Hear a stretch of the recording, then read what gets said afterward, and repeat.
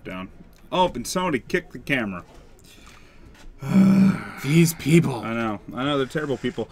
All right, so I'm gonna go. I'll go fix the camera. You can tell them about why we have Narset on screen. Okay, sounds like a plan. Hi, everybody. Hey. This way. Okay. What's up, people? Chat isn't necessarily loading, so I don't know if anybody's here yet. So speak now and get first blood. Come on, guys. You can do it. So welcome to Monday Night Legacy. We are streaming from Chicagoland Games Dice Dojo. It says this way, this way, this way. Where is it? Fuck it.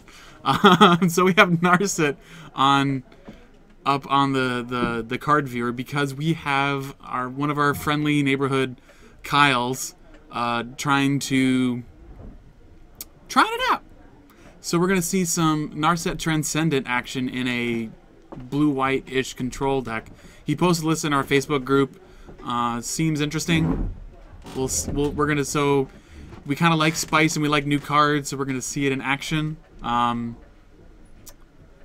Yeah, so that's what's gonna be happening first. We don't know what he's gonna be paired against. I assume we're gonna have our standard 12-ish people tonight. Don't know. It's a little high, but not terrible. Just a skosh. Just a snitch, as my grandmother would say. She always would, when we'd have pie, she'd be like, I just want to snitch more. Justifier! 3200! First blood! Yes! Welcome. Thank you. Thank you for letting us know the chat works. Welcome. I'm glad you're excited about Legacy. We are too. Had some... And Nick Duff 291, thank you for the follow. Goodness gracious, hello. Welcome, thank you for joining us. Goodness gracious. Yoshi-Con stream muted because watching WWE, but hey stream chat. Oh jeez. This is a whole lot better. Like you have a disservice, Yoshi. We're so much better than WWE. And Justifier, I don't know who got first blood on Thursday, but if you're talking about twice in a row, maybe. We'd have to go back in the books. I think I'm the only one who calls first blood, so. No, they do. Oh, I hope so. Yeah. I'm making it a thing. Making it a thing. Wait, Nick Duff followed? Yes, Nick Duff. All right. Turn 1 Goblin Guide, hello. I had a good weekend. I had a decent weekend. I played Vintage this weekend. Did you? Yes. Proxy or?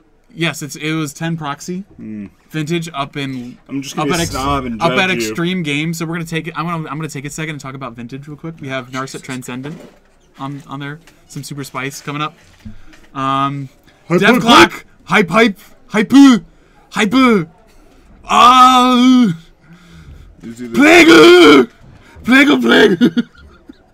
What are you? All right. So, quick side story. So, if you search like Plague and add like U's in the end, you'll find this like South Korean they're like the official like StarCraft commentators getting way too excited about the use of Plague in a StarCraft 1 match back in like 2002 or whatever, and the caster just goes like Plague, just like keeps screaming it over and over again. So when he said Haipu, thought of it. I thought you were talking about Vintage. So yeah, so Vintage. Up at Extreme Games, which is in Lyndhurst, Illinois, we had 16 players come out. Dev Clock with the Brood War heart. Brood War. It was a fantastic tournament. There is a listing of all the top 8 deck lists on the Mana Drain as well as Eternal Central, and I'm gonna hype Eternal Central for a second because Jaco, who is an editor there. Are they hyping us? I'm gonna tell Jaco to hype us. This is what I'm gonna do. I don't mind, but it's got to be. I'm gonna hook us up. I'm gonna hook us up. He drove us there, so that was super awesome. We listened to classical music and drove up there while we talked about Vintage. I played Stacks, sort of a Rose the Slayer. Hello. So I played sort of a. There was a guy who got first at the Team Series Open like a couple weeks ago in Michigan who had like a Forge Master Stacks hybrid deck.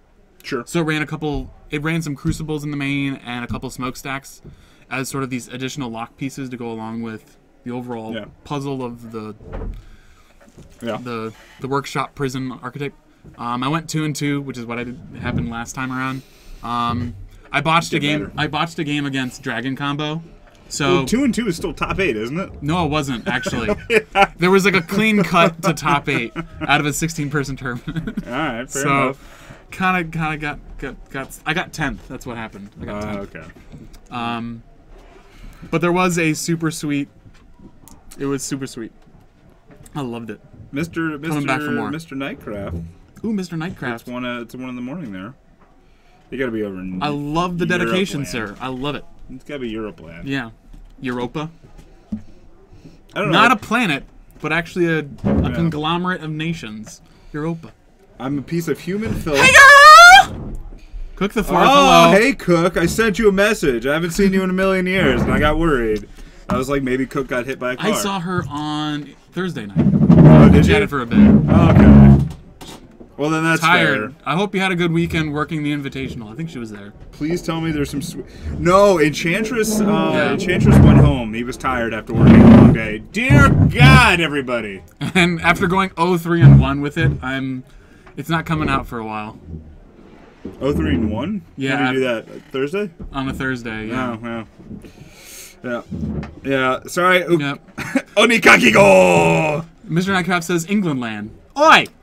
No, it's not England land. I prefer. They're in England land. Deck lists here tonight. If there's something specifically that you want, Earl Borean, we can. If you just ask us, and we can talk to the people who are playing, and they can give us a list, and we can put it on our Facebook page because you should like that too. Yeah. No, there aren't any sneaking shows. Or excuse me, there aren't any Omnitels. We have some sneaking show tonight. Pino is not here, unfortunately, just because of his new work schedule. Aww. But it's his birthday today, so happy birthday, Mr. Grey Pino. It is his birthday. Old Britannia Governor. Oi! Good day. That's not oi, that's old. Old Britannia Governor. Not. I think I'm going between a British and Australian accent. I'm doing pretty bad. No Tezzeret. I'll get Kyle to play some Tezzeret. Yeah, he can. Yeah. I would like to see him play some Malurin, just because I mean, it's a cool deck. I like it. I don't know what to say. Yeah. No Tezzeret. I don't know if anybody else is playing Maverick. Nathan was up there. Nathan might be playing some Maverick. Yeah. I know he's been trying to do something besides combo lately. Yeah. Urborian, Heartslarin. Tez Affinity? That would be... Nah, I mean, hell, if I can get somebody to lend me some Underground Seas, I might actually. See, I'm kicking myself, because, like, in college, I worked 40 hours a week, and I had some of my school paid for. So I had a lot of money, but Legacy wasn't a thing back then. That was like duels were like $40. Like I think Underground. You should have just played like Vintage then and bought power. Oh, I could have. I could have bought all the power in the world for like $100, $200. You know. Oh my God. Yeah, I was broke as shit in college. Were you? Yeah. The only source of money I had was as a TA for the ballroom and folk dance course. That didn't pay very well. Well, again, like I also was. But it did teach people how to dance. I also had like grants and scholarships, and then was working like 40 to 60 hours on top of that. Yeah. So I was a part of a fraternity and had fun. I didn't do that. I said I'm gonna drink and I'm gonna make my own fraternity at my house and throw a lot of parties, and that's what I did. All right. Justifier is saying Tezzeret is single-handedly the best planeswalker. I 100% agree. I mean, I play it in Modern. It's definitely a very dangerous one. Who is this? Is this Dan? That's Dan Johnson. All right. He was asking for some Wastelands. I hope he got them. He did. Okay. Do you know what deck he's on? Absolutely not. I know that one of our resident Death and Taxes players is playing Rug tonight. Yes, I know. In part, like, so we might talk a little bit about the Invitational and what we saw there. There was also the 5K on Sunday. Were you at the Invitational? No, I worked. No, because I went to Vintage. Vintage is so much better than the Invitational. I'm sorry. Maybe. I totally wish I could go to, like, the New York Stock Exchange or something. Wait, what? New York Stock Exchange is a series of vintage tournaments. Yeah. I thought, like, I'm sorry, like, I just didn't put that together at the time, and so I just, there was like, I wish I could go to Grand Canyon. No. I don't NYSE is that plays in. I was there. Yes, Cook. I'm Yeah. glad you enjoyed it. I was busy doing things, so I was not able to make it down to any of the opens. She wore the shirt one of the days. Oh, did you, Cook? Thank you. Awesome. That's all I can ask, is appreciate So it. Jeff was saying, so hear me out. Jace is good in a vacuum, but like the ability to build around. Once you have a deck around Tezzeret, he is stupidly powerful. Yes. But it's very, very specific. Oh, you don't have to convince me to get on the Tezzeret Agent of Bolus train, because that is a train that I will happily jump on any day of the week. A train that rhymes into the mountain of Shatterstorm, a.k.a. Creeping Corrosion. Nah, not always. He doesn't. And if you have... Carlos Jones! Thank you for the follow. Yeah, and I mean... Do. But no, if you have a dark steel, anything dark steel, and you make that a 5/5, that ain't going around. Yep. Ain't going. Or give him the scissors. And there's only one person So we I should know probably of start the timer because they're looking at hands. There's only one person that I actually know of that's crazy enough to run Creeping Corrosion in Legacy. Enough to and that's do it. Caleb Dorwood, and he played it against me, and it was very upsetting. It was very effective. Very, very upsetting and effective. Of course, I was on mud at the time, as I always am. But no, I was not a happy camper. Most of the time, you only got to play around. Why can't I think of the card? Ancient Grudge? Yeah, there we go. So Dan is taking a mulligan. So he's going to be at six cads. Oh, sweet. And the Cook actually had people. Luxac, look at your messages. He might be on Rug Delver 2? Nope, that's a Flooded Strand. It doesn't matter. I mean, Kyle was American Delver? Kyle was trolling people with Flooded Strands and his Echo. So we have dueling cons, Flooded Strands. Yeah. So it is Delver. It's Esper Delver, maybe? Bont Delver? Because there is a True Name Nemesis in Dan's hand. So America, maybe? So, but he's at 19 either way. America Delver? I don't know if it's America. And I'm Can okay we just with call saying it Fuck Jessica. Yeah Delver? Nah. Well, if you want the true American Fuck experience. Yeah! Oh, like Cook played some vintage too. And completed her set of forces. Congratulations. Yeah. So a Tundra. Blue white. All right. So a staple of the game of Magic. Maybe it's just blue white Delver. Perhaps. I know he's been doing a lot of, like, he typically is a Stoneforge player, but does not usually have the space to run Wasteland, or he doesn't typically run Wasteland in his deck. So this might be something he's trying out to have more, some more avenues of attack, if you will.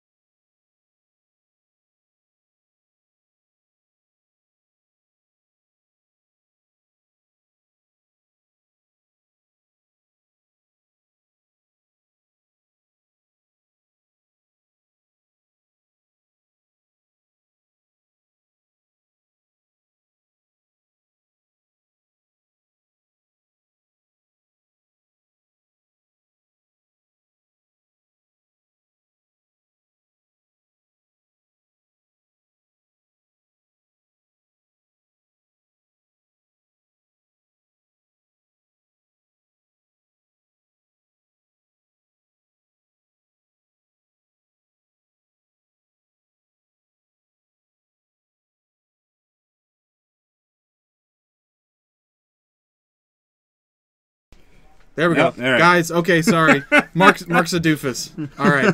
So Kyle's resolving this brainstorm here. Seemed like good choice. Gonna play a Tundra. And that is a Lingering Souls, I believe. A nice foil Lingering Souls. putting some random like one looks like a dragon tattoo sort of thing. I guess perhaps. Oh yeah, those are layered paper cuts. They're actually pretty sweet. You mean like paper cutouts, not like... Yeah, paper cutouts, yeah. Go ahead and waste the tundra.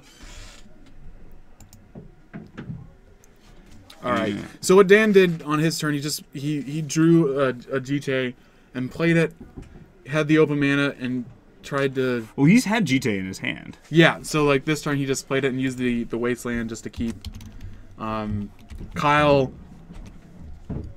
keep him off of mana, like he's what we're looking at, but Kyle's drawn into more land, so he's perfectly fine. He put a Underground Sea and a Thoughtseize on top, and he's got some Planeswalkers in hand. Yes, he does. He has both the Jace and a Narset, but he's actually just going to swing in with these tokens. He's going to go down to 18 here. And flash it back, and flash it back. He flashed it back to the lingers, and so is. And we saw in Modern last Wednesday that Lingering Souls is a good card. We'll see if Tom Martell will be made proud this game. But he's instead going to use the Thoughtseize, taking him down himself to 17, to just be able to pull something out of Dan's hand. And he sees a Spell Snare. Looks like he drew Batterskull. So Dan getting a little unlucky and drawing both of his equipment. Or two of his equipment. I don't know if he's wearing sword, but Kyle go ahead and taking the Spell Pierce, which seems like the best choice because it's the only thing in his hand that's going to stop a Planeswalker coming down next turn, and he's going to have force backup for which whenever he chooses. So the question is going to become for Kyle: does he play Narset, or does he play Jace here? I mean, based on the board presence, I think you can put Narset out. Because it's not like you actually have to bounce anything. And Dan getting schooled about what mana's Stoneforge Mistress costs, and you can't use blue or red to cast the white. No, you unfortunately can't. Kyle pondering here, and he's going to force pitching Narset. Okay, seems okay. I think he's just worried about him going and getting the Batterskull, but unfortunately he's already drawn it. So the good on Dan to run that out and essentially somewhat bluff Kyle. Yeah, I mean, Kyle's got another Force of Will for the Batterskull when it actually comes down. Oh, he drew another Fourth of Will. Fourth of Will? And he's got a Swords of Plowshare now. So Kyle's just going to keep beating face with 4 power in the air, which, unless Dan does something relatively quick, that's probably going to get there. Yeah. Turn 1 Lackey. I'm glad we all have the turn 1 Goblin plays in the house. We're missing Cavern Lackey Go, though. That is a volcanic island. It is a wonderfully altered volcanic island. Yes. Mr. Knifecraft saying Narset is pretty good at Force of Will fodder. Most blue cards are. Yeah. So if I'm Kyle here and Dan just failed to find, like, I think I go ahead and you put him on having the Batterskull in hand. Yeah, and you can either swords it, or he can go ahead and play Jace and bounce. Either way, you got to have that. You got to get the. You got to get the Stoneforge out of your hand. It looks like he is just going to take Jace. I have to imagine we're going to see him bouncing. Oh, and Dan also drawing the Force of Will, but so stops Kyle from really running away at this point. And so he's going to take him down to 5. Yeah. Here. So he has 2 turns. He's going to take him down to 6. Oh, no, there was a 5. Yeah, he takes the Force of Will, yeah. So, and this is really awkward because now Kyle's going to lose 2 of his tokens, where if he had left Jace in hand and he just went to swords, then then Kyle can force back against Dan. By taking this line, he can't really do I think he used it to gain life. And not kill the tokens? I mean, he just removed the counters, so I'm assuming he's gaining life. So he puts him back up to 9. Well, I guess it's effectively that he takes no more damage. So I guess he might be worried that Kyle has like a lightning bolt or something. Yeah, I guess he's just not sure what deck Kyle's playing. Because I mean, by gaining the life, you're effectively he drops a force and just goes Siege Rhino, done. Yeah. just by getting life, it basically completely nullifies the attacks from Kyle. And there is the Swords to Plowshare on. Yeah, and this whole thing would have worked a little bit better last time. And so Dan getting kind of punished here for not doing it. Oh, and he's just gonna skip it, pick everything up. So we'll get everything back up done. Yeah, just running out of resources. Right, there you go. Both the Goblin Guide and the Lackey are a little salty about Swiftsphere being in the environment. Wait, looks like. Where's Swiftspear? I don't see somebody named Swiftspear. Yeah, we don't have quorum on turn 1 red things. Wait, what? I don't. Let's see. Is that a volcanic island? Sure. Yeah, we all right. I fell in love with Doom. All right. Nice name. Turn 1 guide. MLG. Okay. Where's it? Why? What do you? There's nothing about Swiftspear. Turn 1 Gobbler's Guide says I'd be better if Swiftspear didn't steal my thunder, and I'm just like, yeah. Oh. Fair enough. And Inkbot Nexus, hello, saying Narset Esport is so spicy. Well, it's so spicy in 1 game 1. Yeah, but 1 game 1, I mean, I think Dan made a couple misplays, and then Kyle, like, if I was Dan, I probably would have gone ahead.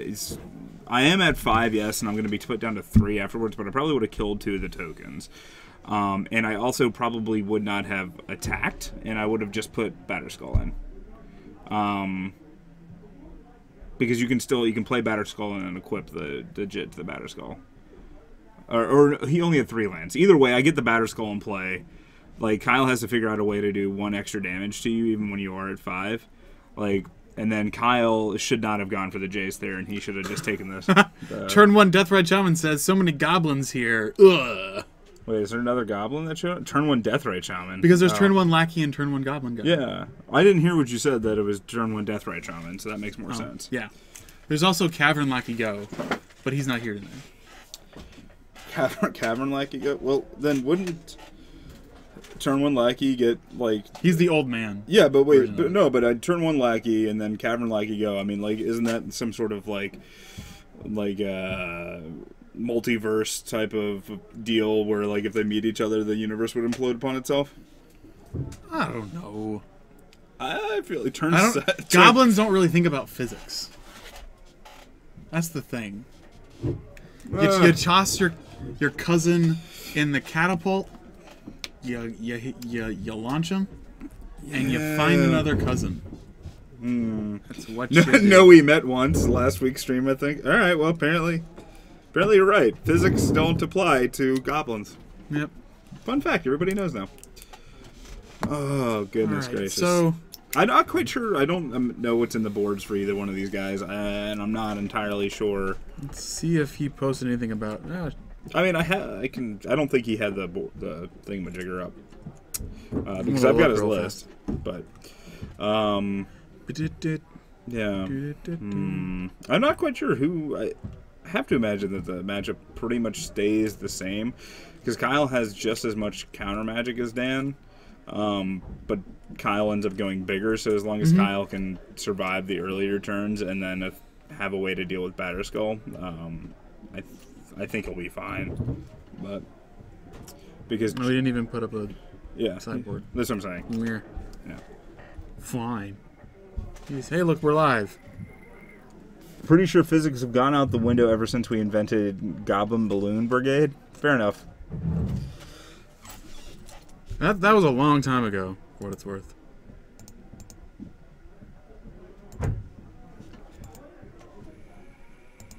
What was it? Huh? I mean... I don't even know. Wrong format then? There's no Siege Rhino here? If Pino was here, there would be some Siege Rhino. There would be.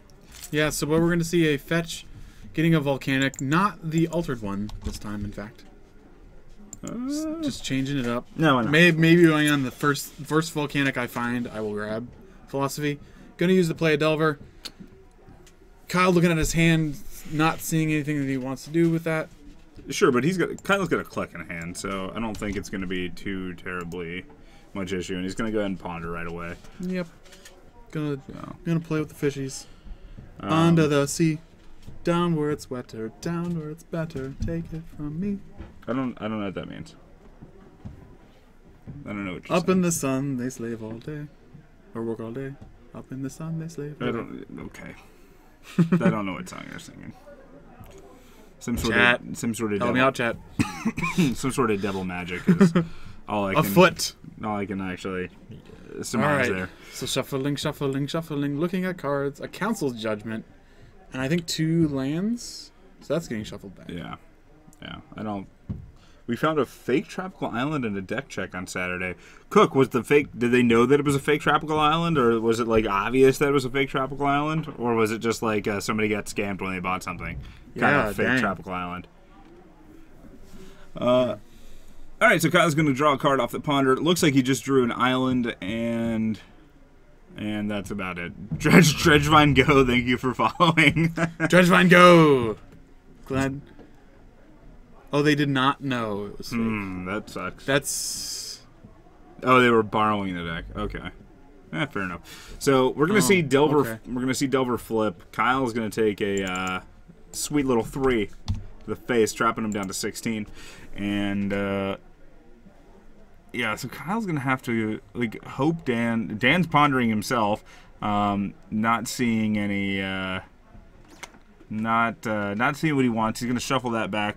Now, Kyle's got to hope that Dan doesn't have a force of will for what I'm guessing is really going to be the only answer that Kyle has in hand that I saw at least, which is playing that. Oh, there's a Toxic Deluge, so never mind. Yeah, I lied. He might. So I mean, he can Vendilion Click and block, or he can Toxic Deluge for 2. Either way, he's going to take a decent chunk of damage. Dan does have another Delver in his hand. I probably would have rushed out the other Delver. Because especially if you have Ponder, because that way, like, worst case scenario, you can set it up. Okay, and we're just going to see a Swords of Plowshare on that. And maybe? Yes, okay. So that does not actually go to the graveyard, Dan. Change it. Change it. Change it. Yep, he could actually have some Delve cards, so I'm going to run up. Change it. Change it. Change it. Gonna play a new Delver. Might have to bend test it. Oh. You can HC Fox. How much medication do you need for Ink Dot? You can use there's a couple of different grades of jeweler's loops that you can use. They got it. Or I don't know if you told them. But. Huh? Yeah, that was my hand that moved it. So, is that? Did he do something else, or did he get a blind flip? That's a Delver never. So So Dan has blind flipped both of his Delvers today. Yep. Cool beans. You know, sometimes you got it. You know. Sometimes it's real. Okay, and the Lingering Soul is getting dazed. All right, I'm caught up. It's all good. Emprolicar, Gar. Greetings to you too. All right, so Kyle fetching again, going down to 11. Boop, maybe a Planeswalker? Getting the swamp, so maybe he's reduced to having to deluge the Delver away? The Delver? Nope. The Cacophian. And Dan's sitting on a whole bunch of counter magic. Boom, Force of Will, your flashback of Lingering Souls. So Dan just got rid of 3 cards for one of Kyle's cards. I think Kyle's probably okay with that. Because he can still take another hit here, which will then put him down to 8, but that's not dead, so that's all that matters. Yeah. So Kyle going to 8 after that Delver attack. And it looks like we got a little fetchy fetch from Dan. Yep. Making everything more complicated. People want to ban Brainstorm, just ban fetch lands, and then Brainstorm is not nearly as good. That's very true. Yeah. I mean, it's still good. It's just not as good. Yes, back when you ran the Intuition Accumulated Knowledge engine over Brainstorm. Yes. Before fetch lands. Yes. There we go. Chinese play. Yeah, so gonna go get the Jite. Kyle seeing a Pithing Needle in hand, well timed, but The Delver still needs an answer. Well, which he has. Cabal Therapy. Probably naming Umatsu's GTA. No, he's going for a... Oh, okay. That's true. He just saw it. Sees a Daze and a Pyroblast. Yeah, so now he just Toxic Deluges for 2 and clears the board. Which is fine. Yeah. Yeah, that seems okay.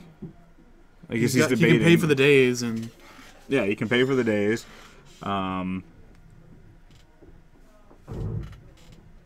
Yeah, I think I guess he's debating what he wants to drop. He can't. He knows the coast isn't clear for the Narset just because it's of the Pyroblast there, and he can't really do that. So I think you just Deluge for 2. Okay. All right. So I guess this is fine. So Kyle goes down to 4 after this.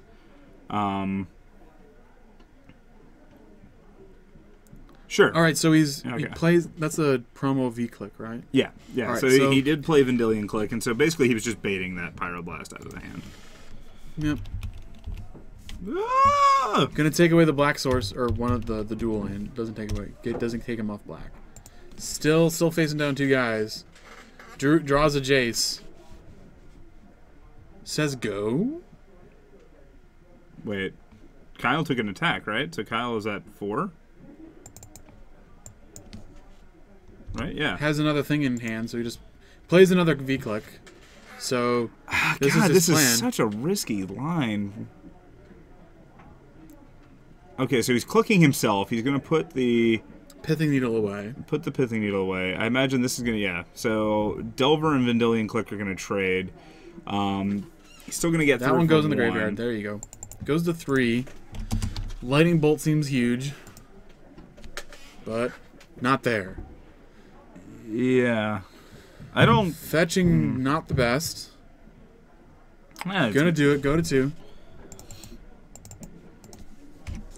I mean, like, this is fine. This is working out. I just don't know if this is the line of play that I would have specifically taken. But I imagine Kyle's got some sort of... He's going to drop either Narset or Jace here, and then he should be fine. Does Kyle run Mentor? I don't believe so. I think it's basic. I don't know if he's got any other creatures other than Vendilion Click. Ooh, Spell Pierce. Spell Pierce.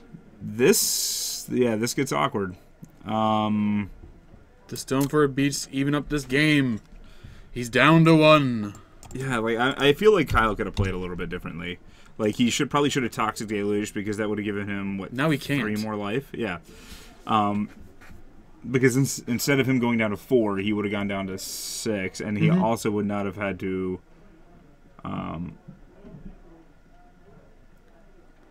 Yeah, so he's dazing there, and she can't defend him. I don't think. No. Yep. Yeah. So we go to game 3. So I mean, like if Kyle, I'm trying to think here. If Kyle, just Toxic Deluges, gets rid of both Delver and, then he saves himself. He has to take 2, so he gets 2 more life. He's at 3 there. He's at 3, and then there were the 2 subsequent attacks from that. So I mean, so he would have been at probably like 3 or 5 life, or probably 5 life actually, if he had done that, which I think is perfectly fine. Like I think that's probably the play that I would have taken, especially when you see that Dan is just sitting on a Daze that you can pay for and a Pyroblast, and then if you want to bait the Pyroblast, then you can just Vendilion Click later in order to do it, following it back up. So yeah, it's curious to see why he chose to do that when he was able to see his hand. Yeah, so I'll have to we'll talk to him afterwards. Unless we missed it. Did we miss a brainstorm? And did he shuffle it away? I'm not quite sure. I don't think so. There was a black promo card. I don't exactly know the promo card of the Toxic Deluge, if there is even one. But there was a foil black card in his hand that he held for a long time. I do not know. Oh, so maybe he didn't have the Toxic Deluge? Was I just going crazy? I thought he had a Toxic Deluge, and then he just happened to have the Cabal Therapy, because the Cabal Therapy is what he played, and that's a foil black card. I don't believe the Toxic Deluge comes in a foil yet. Oh, you're right. I think that what I was seeing was the Cabal Therapy. Okay. Maybe not. I don't know. Chat. Did he have a Toxic Deluge, or am I going crazy? Does that make me crazy? Yes. Apparently it does. Probably. It's okay. Rainbow Jesus and the rest of the chat are just, they're in their own. It's not Rainbow Jesus. No, Rainbow. I said Rainbow Genius. Rainbow Genius. Genius. Got it. Rainbow Jesus is also kind of neat. Isn't that just... he shows up at pride parades all the time. Yeah, but isn't that just the Technicolor raincoat thing? Maybe. Yeah. But I like the way Mark... What? But I like you that way, Mark. I'll go with crazy. Like, I don't... Did I say hurt brain? Ouch. All right. So we're drawing 7 cards. Each choosing different methods to put the cards in their hands. Kyle's got land and some action. I imagine we'll see a keep from Kyle. A brainstorm and a fetch lane. You betcha. That's sweet, sweet value. And Kyle's just going to go ahead and pass the turn after he plays an island. Dan, let's see what he is able to do. And another turn one Delver. So, gosh, it's got to be nice. Yeah. It's got to be nice. Are we immediately seeing a Swords to Plowshares? Yes. All right. Should daisy. Up, Dan. Dan. All right, we'll keep an eye on that. Oh, Dan. Yeah. Nope. All right. God bless. All right. Yeah. So, Kyle definitely having to play the control deck in this matchup. See if he might use his brainstorm to be able to stop the Stoneforge. Let it resolve.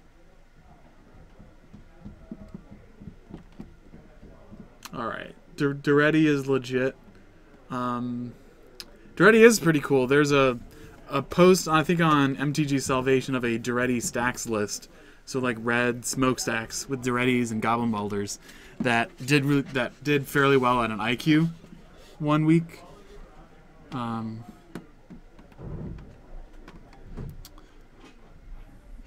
Tez seems a lot of play compared to a Johnny. Yeah, Chandra Pyromaster, number 4 Planeswalker, maybe. She's kind of neat. Goodness gracious. Okay, so gonna just brainstorm end of turn, it seems. I did not see what he put back, but gonna go ahead and do the old brainstorm fetch shenanigans. But in the meanwhile, he's gonna sword, but Dan is gonna force pitching Meddling Mage. And now Kyle's like, well played, sir. Well played. And what else does Kyle have in hand? Got a Lingering Souls, a Narset, a Tundra, and then something else. Don't know. Yeah, let's see. So there's has to go to Ponder. A Ponder. And did Dan... did Dan actually fetch up an equipment? Did I miss that? Yeah, he got Batterskull. Okay. All right. Fair and enough. he's at 18. No, he's not. He's at 21, and then he's taken 2. Yeah. I'm sorry. You should be. You should feel very bad about yourself. Wait, why isn't he flashing? Okay, I guess he's just waiting to the end of Kyle's turn. Does Kyle have a Pithing Needle in hand? Looks like it.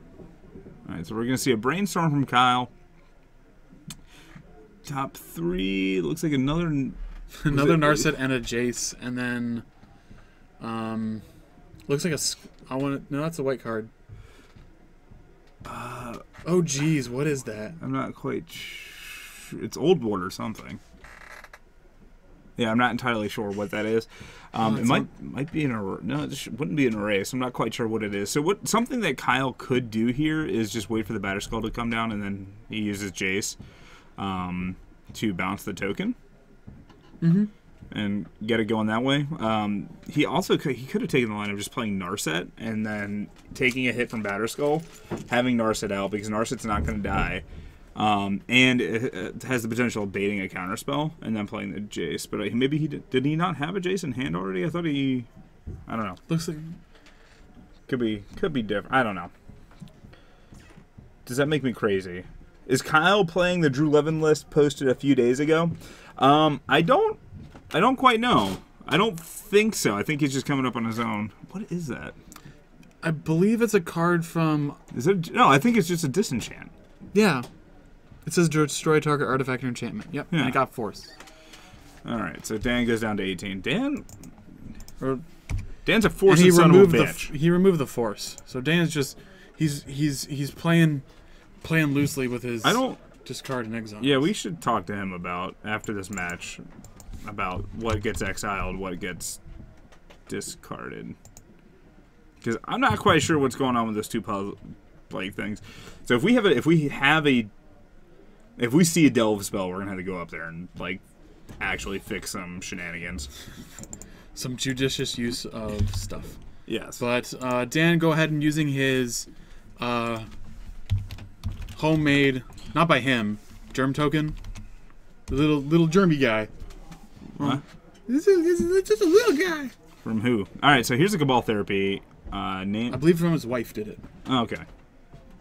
I couldn't remember if it was a girlfriend or wife, and then I saw a wedding ring. And I was like, wait a second, he's married. Yeah. So it looks like Kyle naming Spell Pierce, actually hitting it. I'm not quite sure. Did he get to see his hand earlier, or is that just a blind name?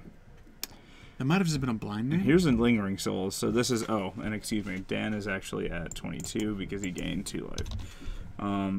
I think this hand is still very much.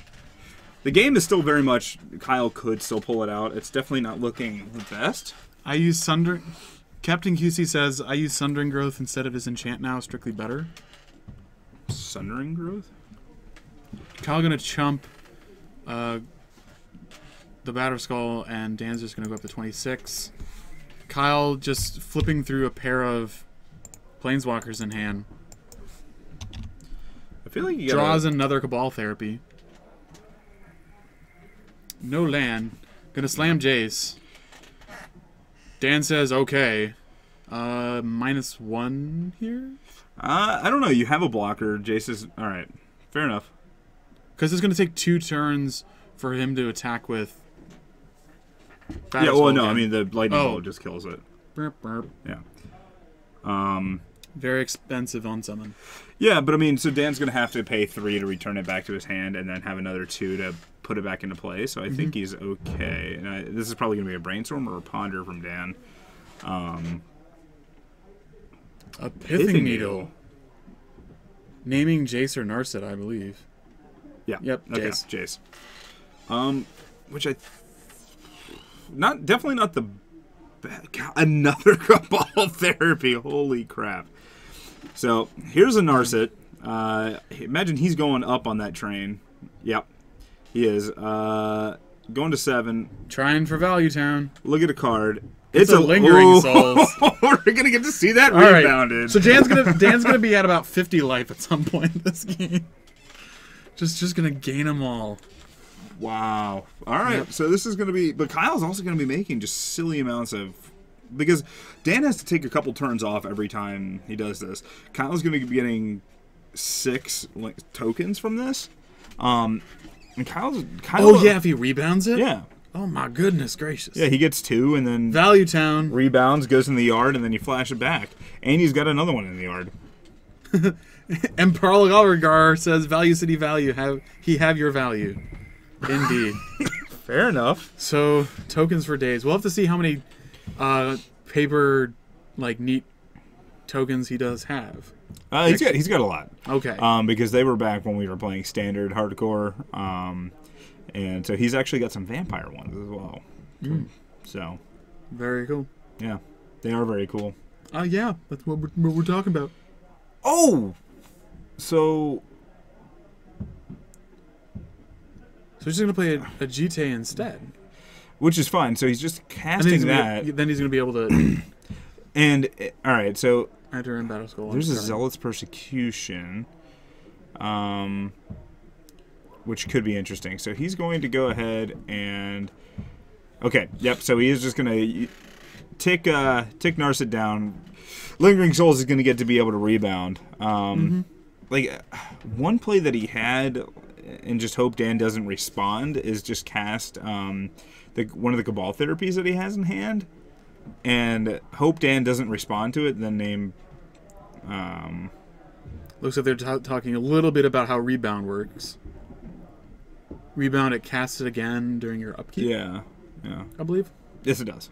Yeah. So let's see. Seems like that's what he's doing now. Yeah. So let's see if Dan responds. I mean, because if he doesn't, then this is going to be huge. I think he kind of has to, right? Yeah. All right. So he is going to respond. Yeah. Chickens. Well, he has to. I just don't know if he knew that interaction or not. Like, basically, if he lets Kyle resolve the spell, then he's kind of SOL. WUBRGxyz, I don't know if that's an ugly swamp. It's very swampish. And sometimes you want swamps that look like swamps. It's a moor. It looks like a moor. I'm fine with this. Yeah. Dan going to 30. Yeah, and getting 2 tokens. Yeah, so the GTA really gonna push. Well, at the very least, all these Linking Soul tokens are gonna be an avenue for the GTA tokens as opposed to pumping Batterskull. Just wanted to let you know 3 of the matches are done, so the 4th is already in game 3. So, okay, yeah, that's fine. So you'll just be on whatever is going on between those 2. Okay. Yeah. What is going on between those 2? It is Jeskai Delva versus Kyle's Narset Esper control list. Alright. Oh, wow. Alright, so Council Judgment coming down. That's really big. Dan can't return the Batterskull. Dan cannot return the Batterskull. So. And that's going to be rebounded as well. So. Oh, jeez. Alright, so Batterskull is going to go away. Dan's responding to Council Judgment here. I guess he's gonna. Okay, yeah, he's gonna remove 2 counters, kill 2 of the tokens. Batterskull's gonna go away. The Germ token's gonna die. The equipment's gonna be left free. And now Kyle's in a situation where, I mean, that GTA is not gonna be an issue after this either. So this is big. So all right. We just saw a giant swing of the game. Yeah, Delver didn't flip 2, so yeah. Go ahead and attach.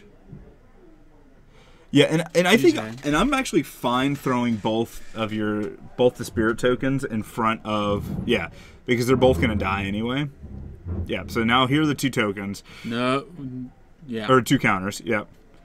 Oh, and only one of the tokens actually dies. Yep, gonna go now. Re-equip onto the Delver secrets, but he's going to name GTA with Council's Judgment. So GTA's going away.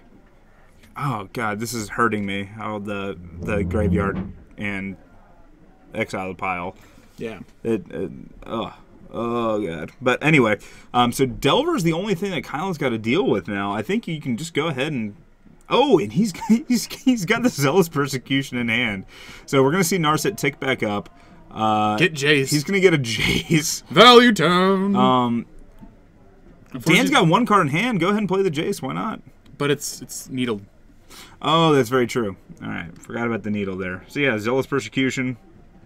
Bye bye. Hashtag Yellow Swag. Let's make some tokens. Wow. There we go. I believe he has 2 Narsets in the list. He does have 2 Narsets. Nexus is asking how many. Yeah, we are a little. Yeah, I'm keeping a running tally of everything that should be exiled and everything that should be in his yard. My biggest fear is that Dig Through Time is going to be showing up to the possibly field. So if that happens, you will hear me hustling upstairs. Yes. Yeah, because we have the Ponder in the other card exiled from the 2 Force of Wills that he's cast. The Batterskull and the GTA should be exiled as well, and then he's got his. Then he's got the one. Oh gosh. True name is good. Name's Kyle. Smart move. All right. Wow, and the Zealous Persecution's in the yard now. Jeez. Yeah. Little did you know that would have been a great thing to rebound. Wow, wouldn't have served the purpose. This is rough. He's got to take it up. He's got to plus it. Yeah. That's a flooded strand. Not gonna get him anywhere. Yep. Plays another one. At least can shuffle it away to try again. If he shuffles it though, he makes his clock a 4-turn clock. Oh, yes, that's true. Yeah. Gonna Cabal Therapy. Gonna name something random. See a V-click. Yep. Gonna sacrifice it. Flashback of ball therapy, making another V-click. I imagine we're going to see getting through from 1. He's going to go down to 29. Imagine we'll see a flashback of the other lingering souls that's in the yard to make another 2 tokens. Yep. I believe he has another one as well in the yard. No, that's another sword splasher. Never mind. Yeah, I'm pretty sure he's out of. Yeah. All right. So Kyle's going to get down to 10 here. I mean. Does he have more equipment? He might. Oh, no, he's just going a for the free shuffle. All right, sure. Kyle's going to go down to 9. Getting that land off the top of his deck, which I think is just kind of a necessary evil that he has to do. Although a third piece of equipment like a Sword of Fire Knights would have been kind of cool Oh, sure. in the sideboard. If you brought it in or something. True Nam. So Choose a player. Luckily, in a 2-person format, all you have to do is pick your opponent, and it works. Yes. Yeah. So let's see. Someone's asking about a deck list. I think we can manufacture that. Yeah. So, hey, Gabby, how are you doing? All right, so we're going to. Oh! And he's rebounding it. He's rebounding Innocent Blood. Yes. Oh, but Dan found a Delver off the top. Jeez Louise. What a mix of top decks. Everyone, both players, getting sweet stuff off the top. Gonna rebound. Taking away the Delver. Oh. Kyle's life now letters. Let's see here. Yeah. All right, so gonna rebound again. Oh, jeez. Rebounding a dig through time. Probably one of the strongest things you can do with the Narset. Let's see. Dig through. Oh, God bless. I hate how that doesn't automatically. They're right there. Yeah. Yeah. So he's finding 2 cards. That looks like a. No, that he could took a be... brainstorm and something else. Yeah, this is the card I'm wondering about. That second black card, if that, because this is what I thought he had in his hand the first. Oh, that's a V-click. No, it was just all right. Yeah. So all right, so he's going to cast a brainstorm. And another V-click, another Narset, another Jace. Yeah. Unfortunately, he has not found a way to get rid of the needles, so the Jaces are fairly useless at this point. Yeah. Well, he had to use the rebounded Council's Judgment against all the equipment that was on there. So unfortunately, still needing to find an answer to this true name. Hopefully, the second dig through time will give him that. And so all right, before attacks, Kyle's gonna V-click. Kyle's going to let Dan keep the Force of Will. We're going to see an attack for 3. That's going to put Kyle down to 3. Now, he is going to get this rebounded dig through time. Yeah. We know there's 2 Jaces on top. That's not going to do anything for him. I think it's a Jace and a land. Oh, geez, sees another Jace. I do believe he's running 4 Jaces. So that's also maybe part. Yeah. There's a sword. Doesn't really get there. Yeah, I'm not entirely sure what the 2 things that he picked were. Swords and then a black card. So Kyle must have an answer. I mean, he's digging. Toxic Deluge! You can play it for 1. All right. It's all creatures, correct? I believe so. Give me 1 second. I'll actually pull it up. So he's attacking for 4. Dan's going to go down to 24. Swords to Plow. Okay. Swords to Plowshare. Kyle's going to go up to 6. And here we go.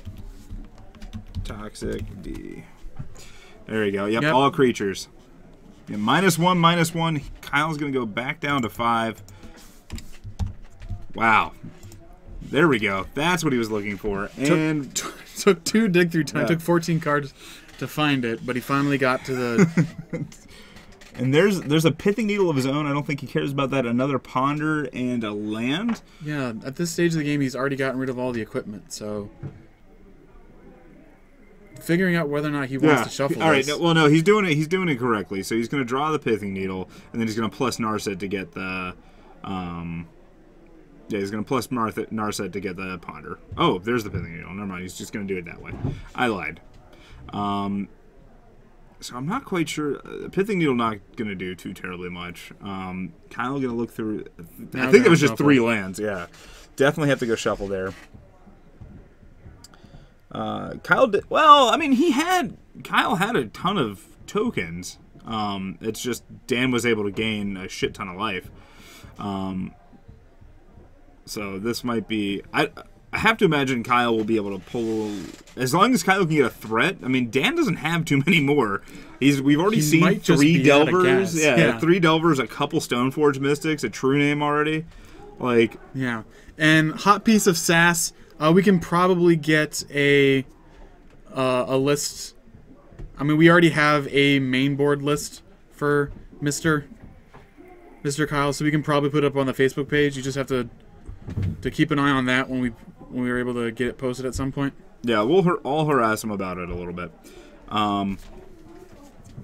Anyway, all right. So looks like Dan is fetching. Dan's gonna go down to 23, and Kyle is okay. So there's just pets back. So Kyle's gonna take up Narset. Well, it could be a creature. It could be another Vendilion Click. Kyle gonna probably not though, considering Kyle's fetching. Kyle gonna go down to 4 off the fetch.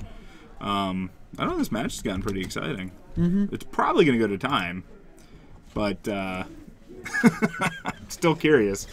I think the biggest question is if Kyle can find his Disenchant, or was that in this game that he played the Disenchant? Kyle has to find a way to get rid of that Pithing Needle, and as soon as he does, I think he's fine. Oh, Kyle's actually got another Vendilion Click in hand. But he's sitting with Dan with open mana in order to cast Force of Will. Sure. So he's going to have to bait with something. Oh, bait with another Narset.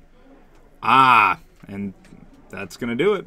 All right, so Dan's going to go down to 22. And if I was Dan, I feel like that feels like a bait. Like, just hands down feels like a bait. Because he has an active Narset, and Narset's ultimate doesn't actually win him the game. So I don't necessarily like that Force of Will from Dan. So okay, in his draw step, he's going to go ahead and Vendilion Click Dan. I had to imagine targeting Dan. Jeez, Dan getting another Force of Will, going to 21. He hardcast it. Yeah. Oh, that's right. He hardcasted both of those, didn't he? Yep. So 22. What if Force of Will was just you take a damage no matter what? Kyle, go ahead and using a fetch though. So Kyle's going to 3. We've only seen 1 Lightning Bolt this game. I don't like going down to 3. Drawing a land. Hopefully getting some value off of this guy. Nope. Jeez, more land. Another land on top. General Shamu, thank you for following. Much appreciated. Yes. Dan just drawing a land too. Kyle, we know, has a land on top of his deck. Another fetch. Taking Narset up. There's a Jace. Gonna get that into hand. Still not what he wants. Gutshot, thank you for the follow. Gunshots. Bang, bang. Oh, Gunshot CS5. So maybe he just really, really hated CS5. That's completely possible. CS5, maybe. Well, CS5 being Adobe Creative Suite. Yeah. But here's a threat from Dan. From Kyle. To Squire. So Squire. No, yes. yeah. So that's fine. Kyle's gonna go ahead. 3-turn clock. Kyle's gonna go ahead and cast that Ponder. I'm not quite sure what he drew there. Is that another Toxic Deluge? I'm not entirely sure what that was. Time. Well. Yeah, oh, he's gonna do his rebound. Rebounding another dig through time. So at this point, he's gonna have. He's gonna go through most of his deck. And Dan has a Flusterstorm in hand. Not gonna do a whole ton here. So let's see if there's a Lingering Souls. Lingering Souls and something else. That's what Kyle really, really needed. So he'll be able but with 2 minutes on the clock, this is that's not going to be I mean, it's fast gonna be rough. Well, it's gonna make sure he doesn't lose. Yeah. So Lingering Souls here. I mean, as long as they play fast, so he's gonna get 2 tokens. He's gonna be able to trade, trade with the Stoneform Mystic, leaving 1 up. So there's a Flusterstorm. Kyle can still pay for that. 1, 2, 3. There's 3 mana. So he just... Oh, and there was a Ponder. Okay, so never mind. So Kyle can't pay for that. So that's going to go. So Kyle's just going to immediately flash it back, which definitely takes this... Yeah, so now they're basically playing for a draw. Because there was definitely a world that if Kyle was able to resolve that, then he is able to... then he's able to flash it back. He's got 5 tokens swinging, and he can get the job done. But at this point, he's only going to have 1 token after blocking here. So, Igmoth saying this seems like Dirtle Rebound deck.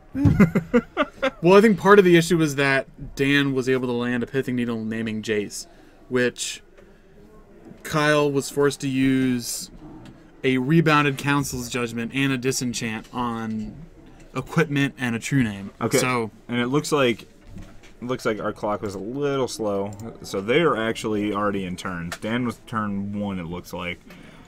Well, that was turn 0. Turn 5, game over. No. But now it's turn 2. Yeah. Rebounded dig through time. Sees another Jace fly by, but that's not going to do it now. Yeah, so there's Crocus Stoneforge. Another black card. I'm not quite sure what that was. So I think Kyle's game plan here is... oh, alright, so Cabal Therapy. Oh, well, Andy's got another... Lingering Souls, looks like. Getting all 4. Yeah, so Dan's going to go down to 19. He might be at 1 extra life. Well, now he's definitely at another life. So going to go to 20. Kyle's going to recast... going to cast another Lingering Souls and then have it rebound, which will give Kyle effectively 8 tokens next turn. And by effectively, I mean will give him 8 tokens next turn. So I imagine he's going to ask Dan for the concession, seeing as Dan has absolutely nothing going on and Kyle has a lot going on. Has a large board present at this point. Yeah. Jeez, and another dig through time. Wow. Yeah. Another dig through time. I mean, this one's not going to rebound, but Kyle has cast 5 dig through times this game. Yeah. Getting Brainstorm and... oh, a Creeping Tar Pit. Creeping Tar Pit? Yeah, yeah. So if we had more time, Kyle would probably actually win. And I don't believe Kyle played land for this turn, so he's going to be able to play his Creeping Tar Pit. So next turn, he'll be able to swing for 7, putting Dan down to 13. And then be 2 life away from it being lethal. Yeah. Well, his turn will be turn 4, and that's his last turn. Yeah, that's what I'm saying. I mean, if he had another extra turn, so untap. So this is going to be a rebound. Yeah, rebound 2 more tokens. Flashback of 2 more tokens. First draw step. Inconsequential. Inconsequential. Kyle not having many cards in his hand, so Dan might try to use that as leverage as well. I mean, this is either going to end in a draw or somebody's going to get the concession. Something tells me Kyle's not going to be willing to do the concession. Well, I mean, he's the one who has pressure. He has the board stake, Dan doesn't. So. But granted, Dan can rip a bolt still, because I don't think Kyle has... I don't know if Kyle more has... Jaces, all them Jaces. Yeah, so here's gonna be the flashback. Another 2 tokens. The deck does need Mithrilize. That would actually be... oh wow, that'd be really, really good. Mm-hmm. Yeah. Yeah, so... I think they're in the... yeah. Alright, so I'm thinking Dan scooped. Yeah. But I'm going to run up and I'm going to figure out who we want to get on camera next. Okay. And then I'm going to talk to Dan a little bit about making sure he keeps his graveyard and exiled in order. And yeah, then we'll be good. Guys. I'll be right back. What? Talk to us, Cook.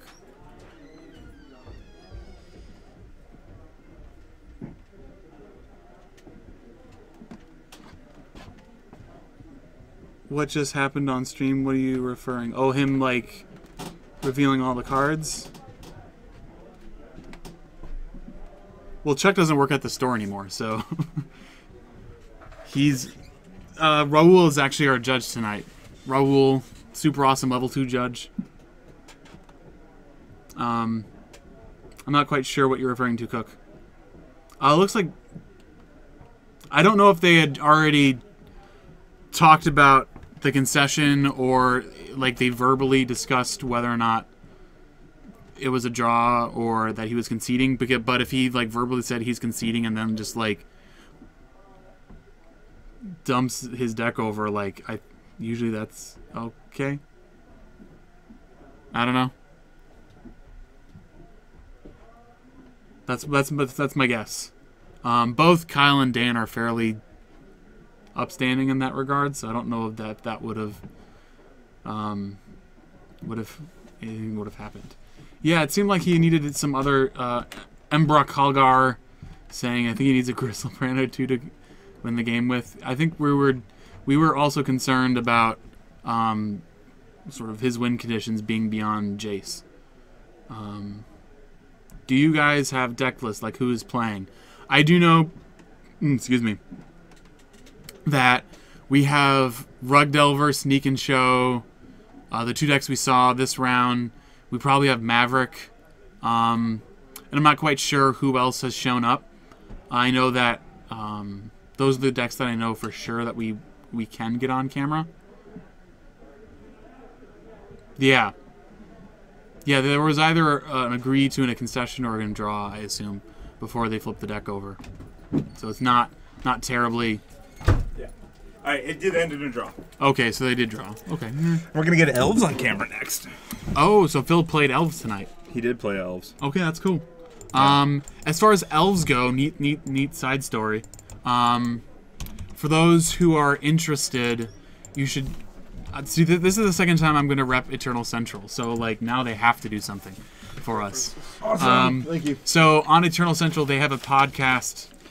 Yeah, I told Phil that he'll be going on. Oh, so we're going to see Phil versus Greg. All right. That works. Thanks. Yeah. Oh, so we're going to see Greg attempting to pilot Rug Delver. Yes. Versus I mean, he apparently won. So that's good. It's a good deck. Elves, there we go. Yeah, Mr.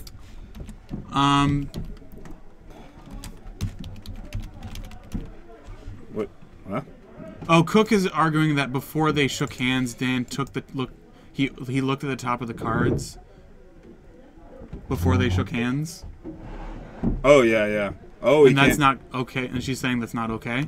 So I don't know if they actually had agreed to anything. So. Okay.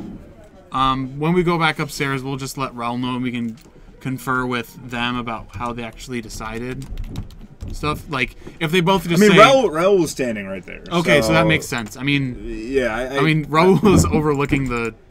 Overlooking the table. Because I think that was the last match going, so Raul would have been And watching. with Raul there, yeah, I don't think Raul will let any sort of shenanigans happen. Raul's generally on point. Zinni show popping up in chat saying Elves versus Scum. Exactly. A man after my own heart.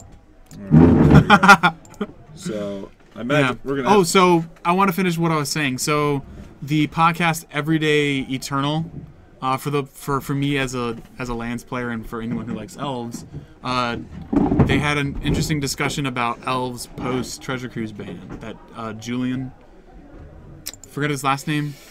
He's a Yep. I know who you're talking about. He's a popular Elves player. He streams a lot. It's Julian. Don't get me started. Julian had fucking WUBRGxyz and 2 Wildwood symbiotes in both of his opening hands when we were playing the Eternal championship or whatever the day before. In the trial or whatever?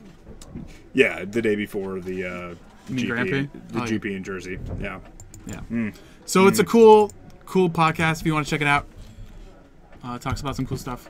One of the special guest is Felix Munk. I think that's how he pronounces his last name. He's a Danish lands player, goes by the name Felix, Phelix. It's not how I pronounce my last name. It's McManus. I'm not talking about you. You don't play lands and have how do you know? a you Japanese don't know that? foil.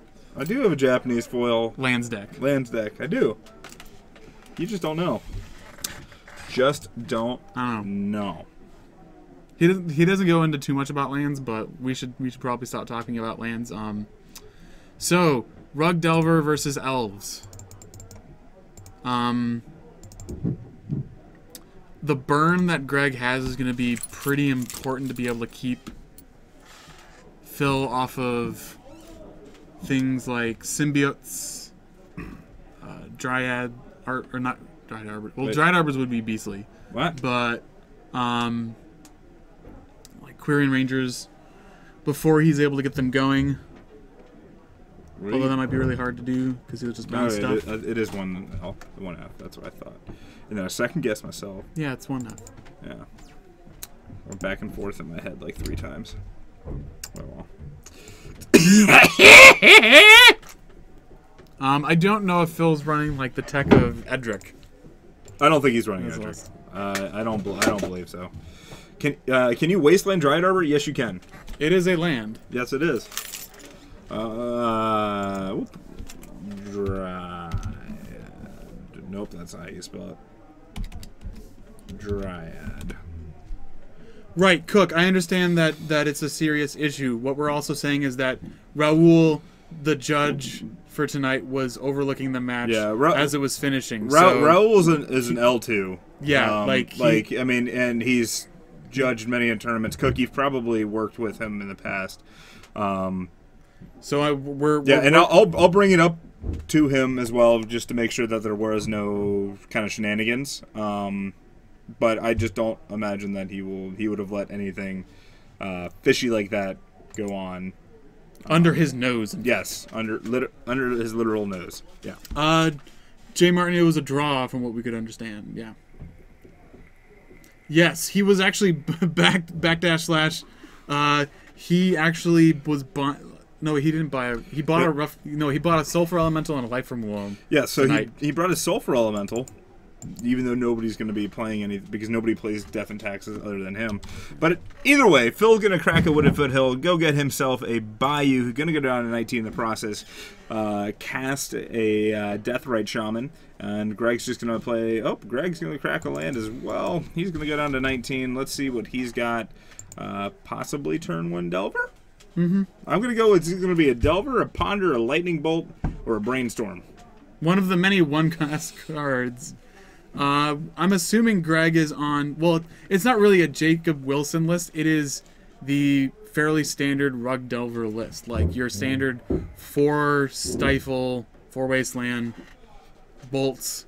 Like, there are some flex slots in regards to whether or not you're running Fork Bolts. But Fork Bolts seem kind of bad right now. So you can... so I'm assuming that he might have used his list, but it's still a fairly standard. And Dan, there's 4 rounds tonight. 4 rounds. All right, so we're gonna see Deathrite Shaman eat a land, play a Nettle Sentinel, and then follow it up with a Wirewood Symbiote, the card that is a bane of my existence. And it's gonna cause Greg to think, and he's probably gonna force it. Yeah. Boom, force. Wirewood. Pitching Brainstorm. Oh, there's a lot of Wirewood. I did not realize that. There we go. Big group. Men Goldman, what's up? Hello. Glad to have you with us. So Greg going to go to 18 from that force. We're going to see a Delver come down from him. And Phil fetching vigorously. And by fetching vigorously, I mean kind of just tossing. Just tossing it. Going to go get his Dryad Arbor. End of Greg's turn. Bedevil. Bendin-Neville. I think it's Bendin-Neville. Bendin Neville, thank you for following. Devil? No, it's Bendin Neville. You see, and Devil. B and Devil. Yeah, Ben and Devil. It makes sense. So here we're going to see an attack for 2 with Nettle Sentinel. That's going to put Greg down to 16. And then and then tapping the Dryad Arbor for mana. Going to play the Deathrite Shaman, which is then going to untap his Nettle Sentinel. Going to play land and then pass the turn. Greg is going to flip Delver to a Stifle. That's going to give him a nice little 3 power in the air. And Phil's going to eat his Force of Will that was in his yard, putting Greg down to 14. Yeah. You can also stifle the Hoof. Come into playability. You certainly can. Now, Greg deciding if he wants to have this Stifle or not, whether to brainstorm it away or draw it. I think I'm okay with drawing it because exactly like you said, you can just stifle it. And I think that's why Phil went ahead and ate a card out of Greg's yard. To go ahead and get the damage in there, and also obviously to shrink the yard for Goyf and for Duderspank. Yep. But I think we're still in Greg's upkeep, and Phil, in response to the brainstorm, going to use the fetch in order to get fetching now to get the Dryad Arbor in order to get around Greg playing a wasteland. No, getting Greg seeing Tarmogoyf, Nimble Mongoose, Stifle. And the Stifle. Looks like putting this... I think you keep the Stifle.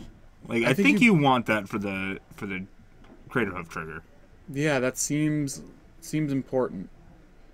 Especially since Phil will be able to cast Natural Order next turn. Or if his plan is just to counter the... I mean, so most Elves Lifts do run 2. Oh, so he just doesn't care about the... Alright, so he's just not going for the... I guess his plan is just to counter if they hardcast it or counter Natural Order. If he sees it. But that means he has to play a really... I mean... I don't know. I think I would have kept the Stifle. I'm not quite sure what else is, what else he has in his hand. But although now he doesn't have Force of Will, so now he goes into his draw step. Can't see what he drew.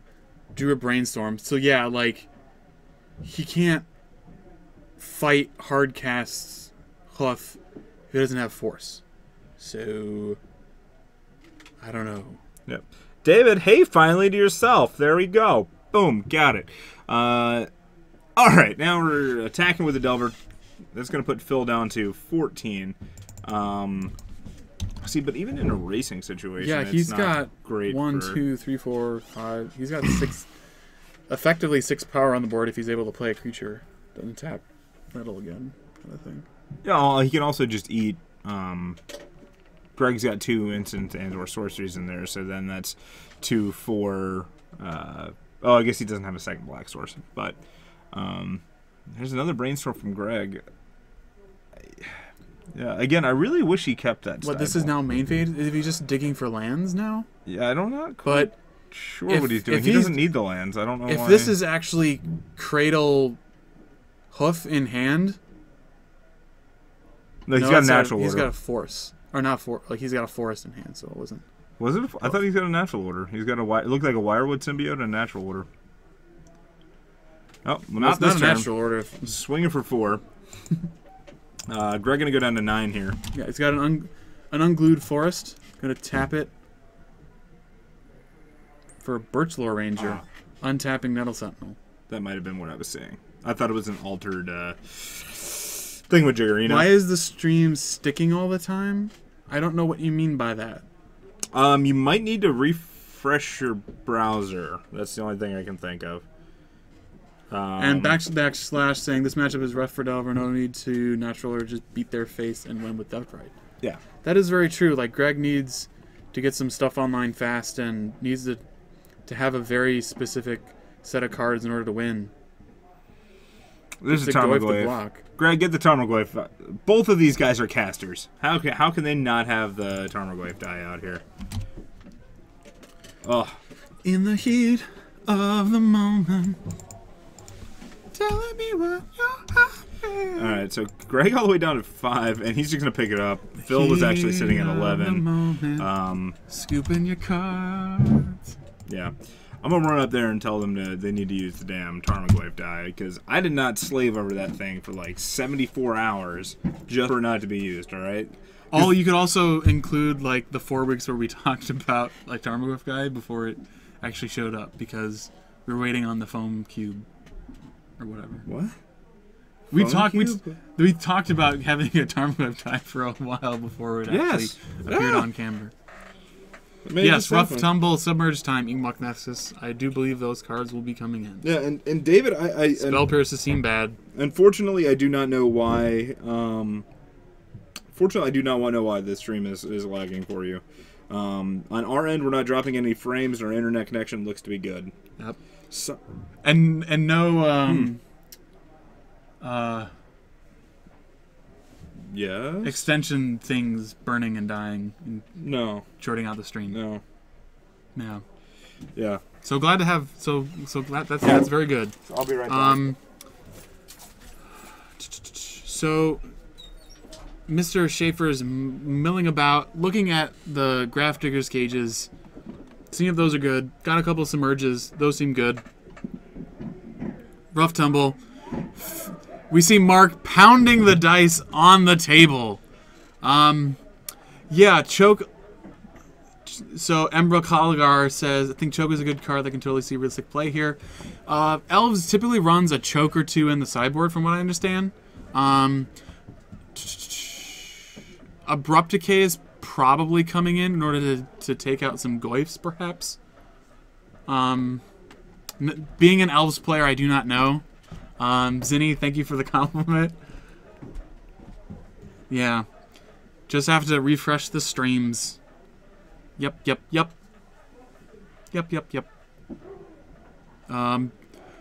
So Mark is yelling upstairs. I actually don't know what. Actually, Turn 1 Lackey, if you listen to the podcast that I talked about, Julian actually talks about the use of Choke in Elf sideboards, if you want to take a listen. So at this point, all I'm hearing is Mark making inaudible moans and noises. Goodness gracious. Oh, jeez. We're really thinking about these sideboard cards. It's like me sideboarding. Goodness gracious. I'm trying to play faster. It's one of the things I'm working on. But did anyone actually get the thing that I was singing earlier? That is a question. Goodness gracious. I never meant to be so bad for you. You think the things I never do. One look from you and I would fall from grace. And that would wipe the smile right from my face. Rose the Slayer saying, how's your day, Mark and Andrew? Well, Mark is upstairs. He told me earlier that he was tired because he did nothing today. And that's a psychological phenomenon where if you don't do stuff, you don't really have done stuff to give you energy. And so you just are like, meh. I've had a good day. I've been trying to tweak my stacks list. I played some vintage over the weekend. Went 2-2. Was kind of futzing with that for a while. And yeah, had some fun downtown. Making my way downtown.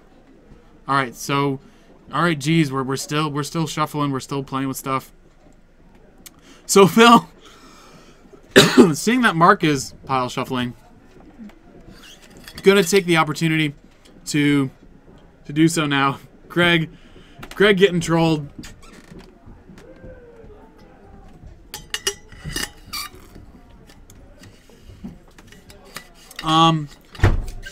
Elves splashing blue. The only thing that I've seen Elves splash really blue for was an Edric, which is kind of cool. Yeah. How do you keep scooting this way? I'm not. I'm not convinced that you haven't been scooting this way. I understand that, like, I'm an attractive gentleman, and that people want to be close to me. You have a certain magnetism. I have Mark, a certain magnetism. That is very and a correct. gravitational field that pulls people in. Yes. So I did check. Raul said it was agreed to a draw before Dan flipped his cards. Okay. Basically Kyle asked for a concession. Dan said no because I have a ton of different things to do, and so Kyle said a bunch of live draws. Yeah. And Kyle was like, so it's a draw, and then Dan said yes, and then flipped over the top of his deck. It was like, see, look at all the live draws I could have had. And then he didn't have any of the live draws. So, well, the lightning bolt was 3 cards down, which might have made it. No, because he was dead before that. I don't know what his life total was. Huh? He was at 13, and Kyle had 11 on board. 7. Oh, yeah, right, 11 on board. Yeah, wouldn't have mattered. All right, so turn 1 Delver. Let's see how this works in the Rug Shell versus the American Shell. Yeah. And Flusterstorm, that's right. Thank you, turn 1 Deathrite Shaman. Not being the Elves player, I don't really know what they do with stuff with. Yeah. All right. 19. Getting the basic. Seems okay. Yeah, let's see if Greg can get... So Greg, when I went up there, also admitted to having no idea what he was doing. So that's why I was like, talk to me afterwards, because I'm still pretty confident that he should have kept the stifle. Should have kept the stifle. Yeah. Spell snare. When you got it, flaunt it. Greg blind flipping his Delver here. Gonna draw that spell snare. Granted, it is fairly probable. Sure. It's like 40-50%. It's probable, but it's not like always going to happen. Yeah. So Phil gonna go down to 16 here. Let's get the match record updated. Yep. Rose the Slayer, congratulations on making Mono White Knights for Legacy on Moto. I don't know if this is a troll thing, or if you're talking about this. No. It actually was an interesting list, and I was curious to see how it did it. I don't exactly know what it is. I think it's on... Oh, he posted... That's right, when I was just kind of in chat. But we see Gregory play another Delver. Pass back to the turn for Phil. Phil's then going to play a Green Ranger. And a land and a Wirewood Symbiote. There we go. Don't you Power Rangers me right now, okay? Just keep talking over me all night with your Power Rangers nonsense. God. Those modern, realistic, very sullen, very darkened skies. Whoa! I didn't hear that. Wasteland's going to be rare on Moto. And what set coming out? Oh, the Tempest, the Tempest set. Oh, that's right. Yes. Oh, I'm super excited. Yeah, one of the things that's awesome. That's been a plague of Magic Online is the outrageous price of Wasteland. I mean, yeah, it's like 130, 150 or something like that. I've been using Ghost Quarters because I'm like, I put that much money into 4 cards. Yeah, Tempest Remastered. Thank you, Turn 1 Lackey. Yeah. All right, so here we're going to see another swing for 3 from Greg. That's going to put Phil down to 13 here. Click, damn it. There we go. Let me ask you, Turn 1 Lackey, how do the Turn 1 Delvers make you feel? Feel inside. Trade. No, let the man and or woman speak for themselves. Wait, what? That they trade. Hey, anyone see It's Julian playing Miracles tonight instead of Elves? He has like 3 blind calls in a row for counterbalance. You know what? Sometimes you got to do it. I'm okay with blind flips. Yeah. Unless they're happening against me, and then I say, what the fuck is this shit? Yeah, it was a cool stream, HC Fox. He had Philip Schoniger on, like, Skype as they were playing, so he was getting coached by one of the best Miracles players in the world. And so it looks like we're seeing an attack for 2? Yeah. Right, in part because he can bounce if they block. Unfortunately, he can't do any shenanigans with damage on the stack. No. I wish he could. Weep, tear. Yeah. Yeah. There was actually a chat in YouTube talking about bouncing Thalia after first strike damage, and we had to kind of go through that. But we're going to see Greg brainstorm, and I'm guessing in response to... or actually, I guess this is at the end of Phil's turn. Mm-hmm. So making sure this next Delver flips, which will put Phil presumably at 7 life. And then if Greg has bolt, he wins. Or bolt, gut shot. Bolt Ball Gutshot would be good. I'd like to see. Why bother playing Moto and buying fake cards when you can get the real ones and play with friends? Because a lot of people don't have friends, Captain QC. Yeah, and you can also particularly friends who also play Legacy. Well, it doesn't matter. I mean, like, you could proxy stuff, but I mean, like, I play with my friends on Moto, and it's a lot easier for me because then I don't actually have to sleeve up things. I don't have to make proxies of things.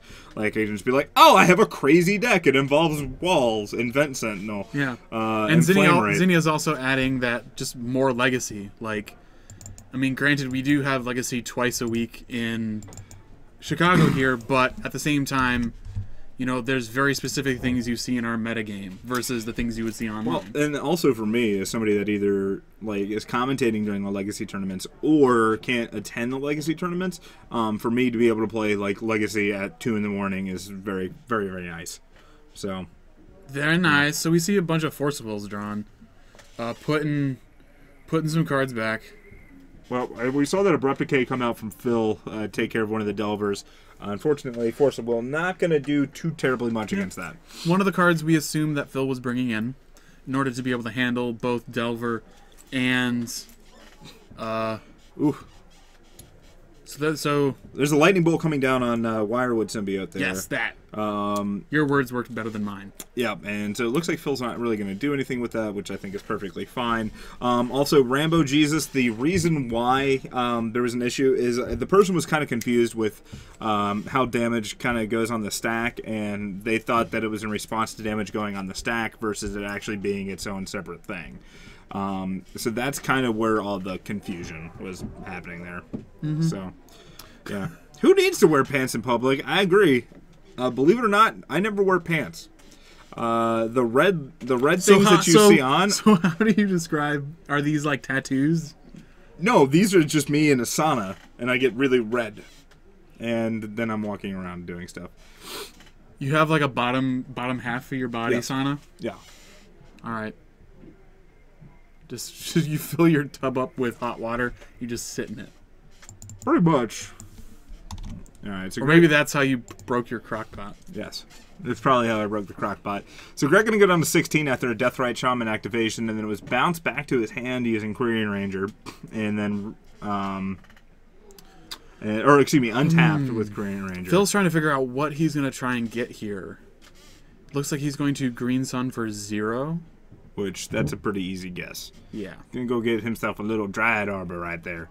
So, I suppose, I don't know if there's any... Yeah, it doesn't look... Well, he could have...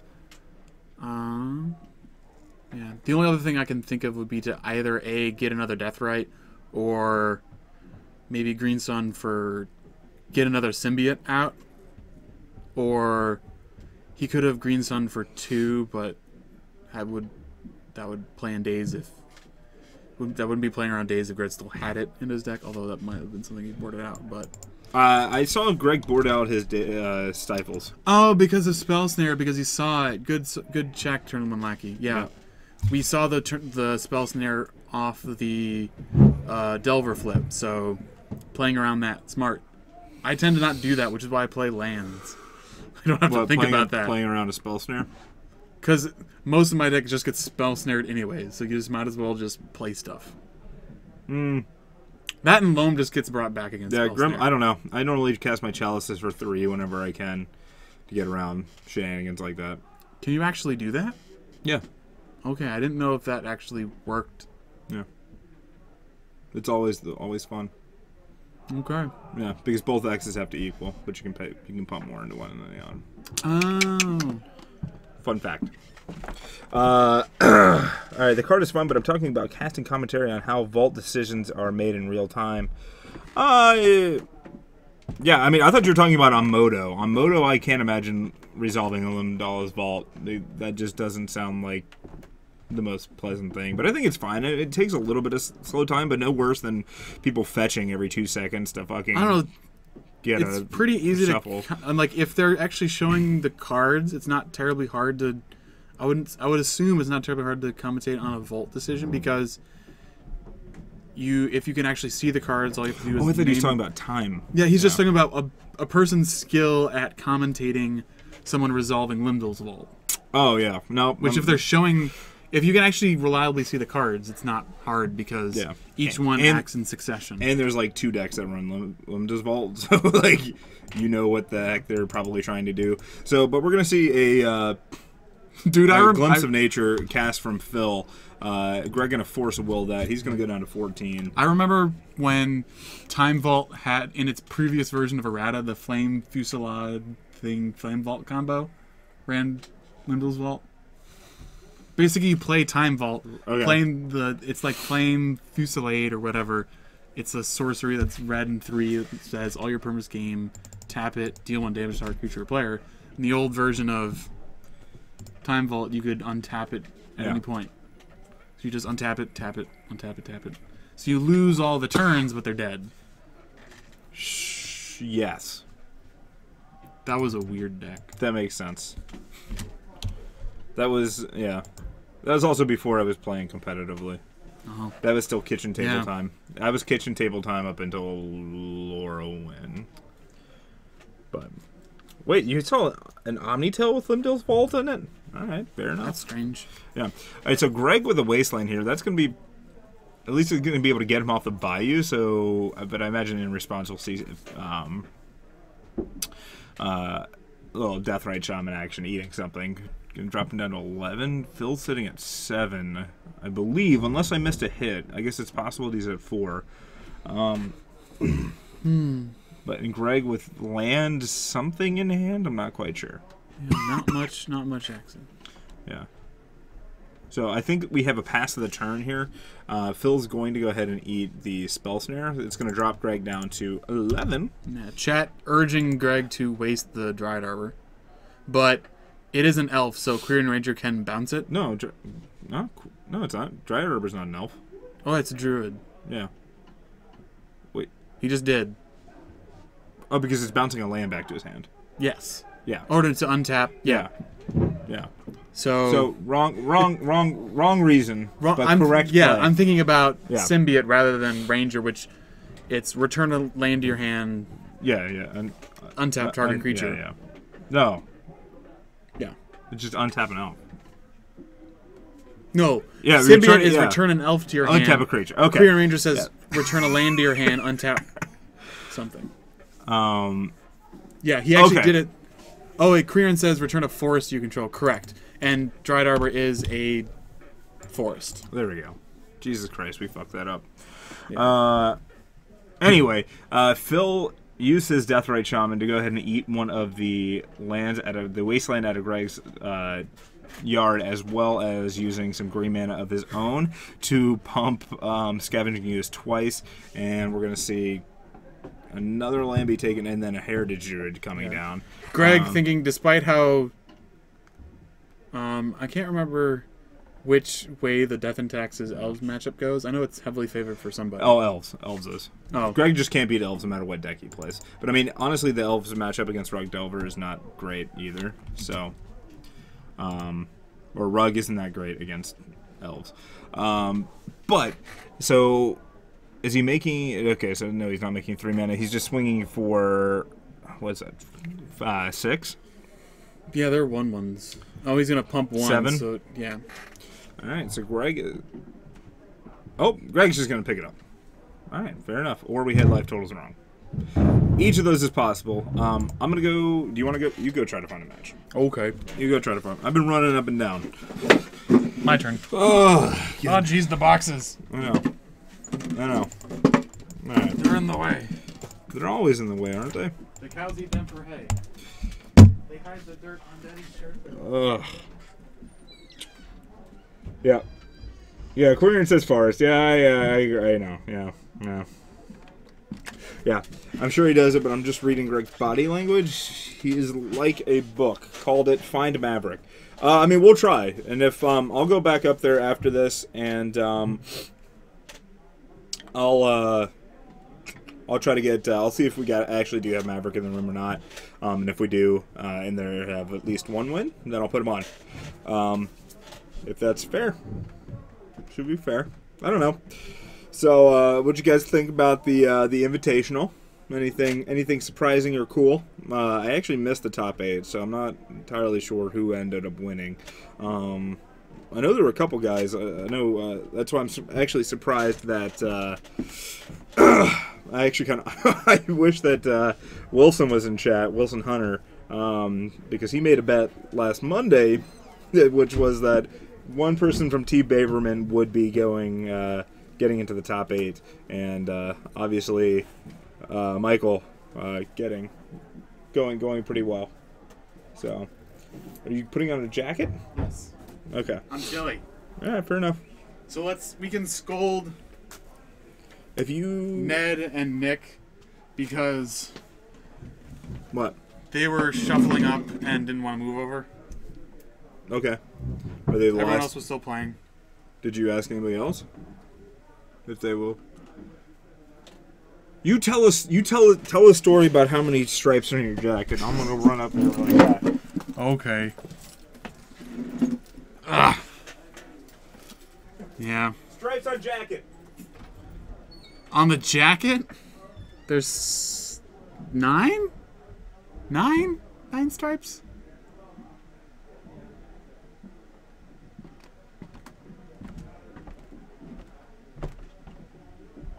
Why would you play that wretched, horrible, filthy card? Oh, this is the Mono White Knight deck. Okay. Let's take a look. Alright. Fiendslayer Paladin. Knight of the Holy Nimbus. Paladin Vec. Silver Knights. Stone Moon Cavalier. Tivadar of Thorn. Yes. White Knight.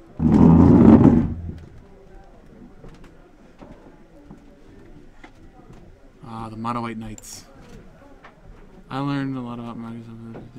If you like games, if you like 30 minutes of no games, show burn. Yeah, well, maybe. I don't think there's actually any burn tonight.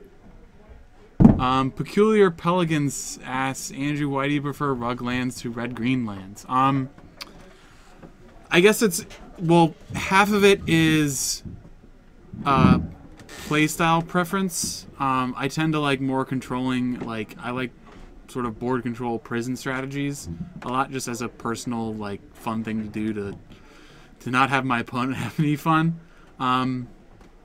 Rug also has a better matchup against more controlling strategies, so, and also decks that might have answers to a fast 2020, because the situation I found myself in with red-green lands is that if up against a deck with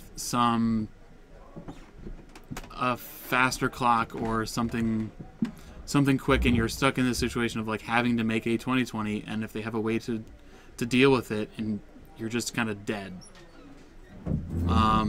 It has a rough time against true name decks, as well as a worse time against Jace. Those things pushed me into wanting to play with engineered explosives and other pieces of the rug version, because it just gives you more versatility. And it was also, like, granted, I'm also at this point maybe 6 months back into playing Magic after 4 or 5 years. So it was also, I mean, granted, like, sometimes I probably get more salty than I need to be, but I'm also trying to, it's also a deck that has a lot of decisions to make, and it's something that I can use to help me learn more as I get back, as I'm playing the game again. Sure. So it's sort of like it's more of a mental challenge. Yep. Did you talk to Ramunu-san some? Ramnu-san, I missed that. Sorry. Thank you for following, Ramnu-san. Glad to have you with us. I'd also like to say, I have no idea what I'd like to say. What evil card are they talking about in chat? Why would you play that horrible, filthy card? Is the question. I couldn't find that. Terminal Lackey, what the hell are you talking about? Done. Anyway, so yes. There's only one match still going on, and that's that Bug Delver versus Weird Miracles deck. You mean Nick and... Well, it's Charlotte's Bug versus Weird Bug Miracles. I don't quite understand what's going on there. Nick was just like, I don't want to go on camera. Which, I mean, whatever. Anyway, and so there's no Maverick tonight, unfortunately. There is a Death and Taxes. If you guys want to see Death and Taxes, I can try to get that on. There's Sneak and Show. There's obviously Elves. What else? There's a Reanimator. Trying to think what else is kind of something that we haven't seen on there. Of course, also we could put on an undefeated match. What do you guys want to see?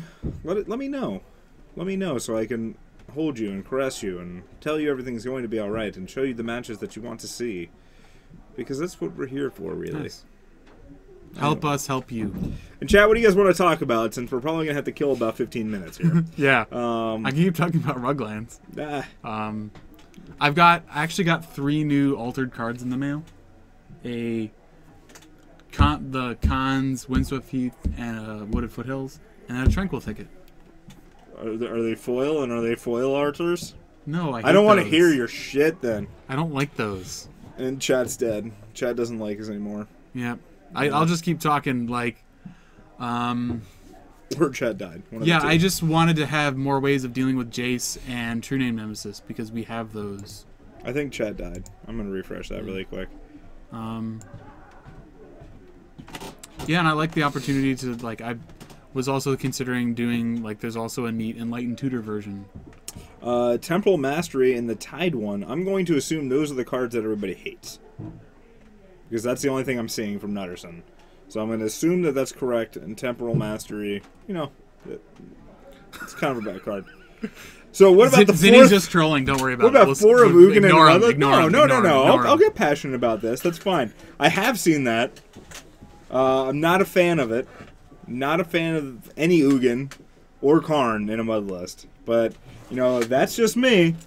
I don't want something that costs ridiculous amounts of mana and doesn't actually contribute to... Doesn't let Metalworker help you cast it. That just seems... I don't know, because like I've tried playing some Karn in the past, and it's just it's awkward because you can get those draws where like you end up getting like you're short, and what a lot of people don't realize, and this is also why I don't play the Cloud Post lands. Cloud Post is great in the matchups where you're already probably ahead and you don't really need the extra help. Because, I mean, like, if you're getting, like, Wasteland and whatnot, like, the Cloud Post lands are better late game. And especially when like, Blue-Red Delver was running around, the life gain was nice as well. I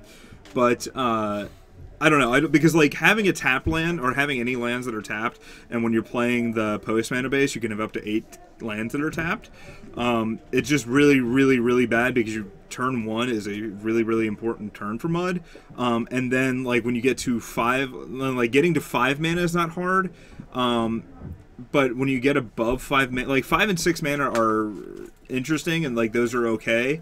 5 mana is definitely where you want to, like, where's the sweet spot, and then once you get above that, it gets progressively harder and harder to start casting stuff. So that's why, like, in my mud list, the only cards that I have above 6 are one Sundering Titan and 1 Blightsteel Colossus, just because I never want to just be stranded with a shit ton of cards in my hand that are just giant and I can't actually cast. And by frontal dungeon! Thank you for following. There we go. We actually aren't in a dungeon, guys, as much as... We might be in a dungeon. The cardboard dungeon? It's a cardboard We are in fort. the basement of Dice Dojo where we are streaming from.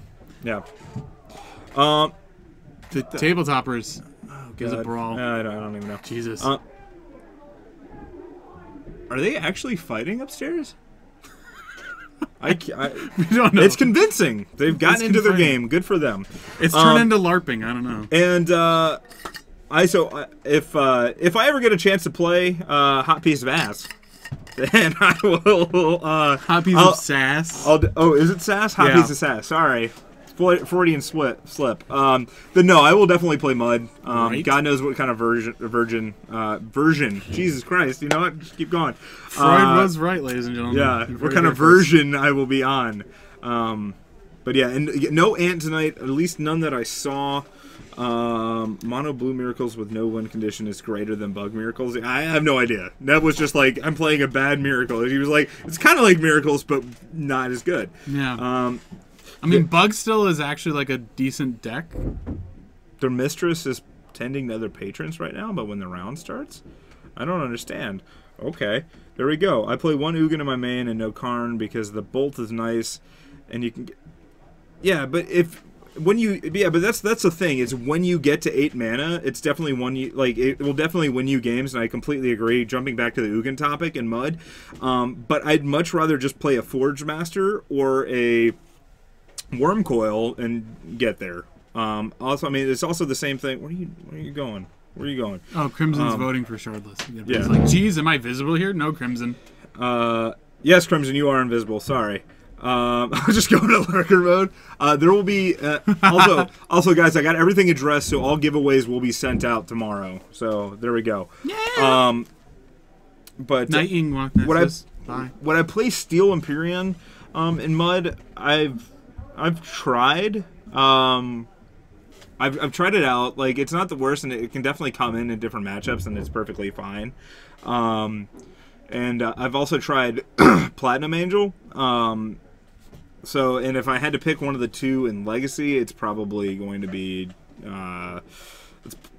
Empyrean. But yeah, actually, like, I don't even know, because like there's been times where I've wanted Platinum Angel strictly because of like J-Souls.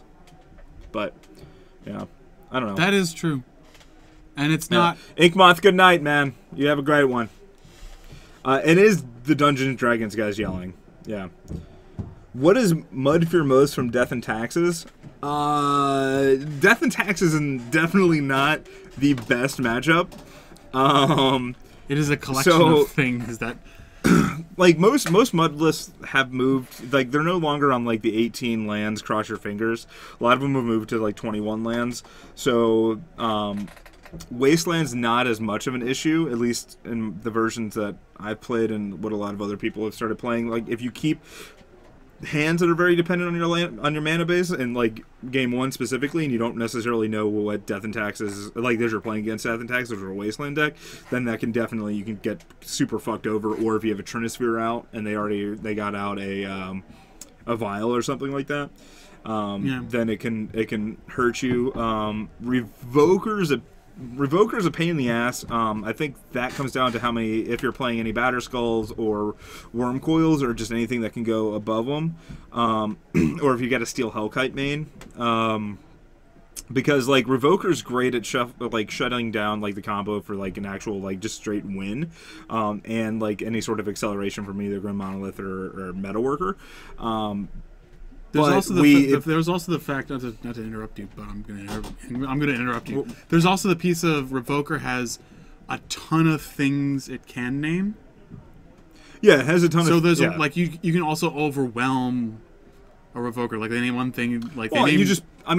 my thing is you just play a bigger creature, because half the time when it's coming out, it's probably going to be naming Metalworker, which is going to shut off your infinite combo. It could shut, but I mean, like at that point, if you can just get a Forge Master into play, then you can activate Forge Master. You can go get an answer for it, or if you want to go for the combo, or you can just go get Steel Hellkite, or excuse me, Blightsteel, and just hope that they don't have a Swords there, and then Port. Yeah, Port's an issue, but I mean, really, the big problem from them is having, if you don't get a Chalice out on one and they have a Swords to Plowshare backed up by any of these other things, then that's when it becomes a huge huge issue.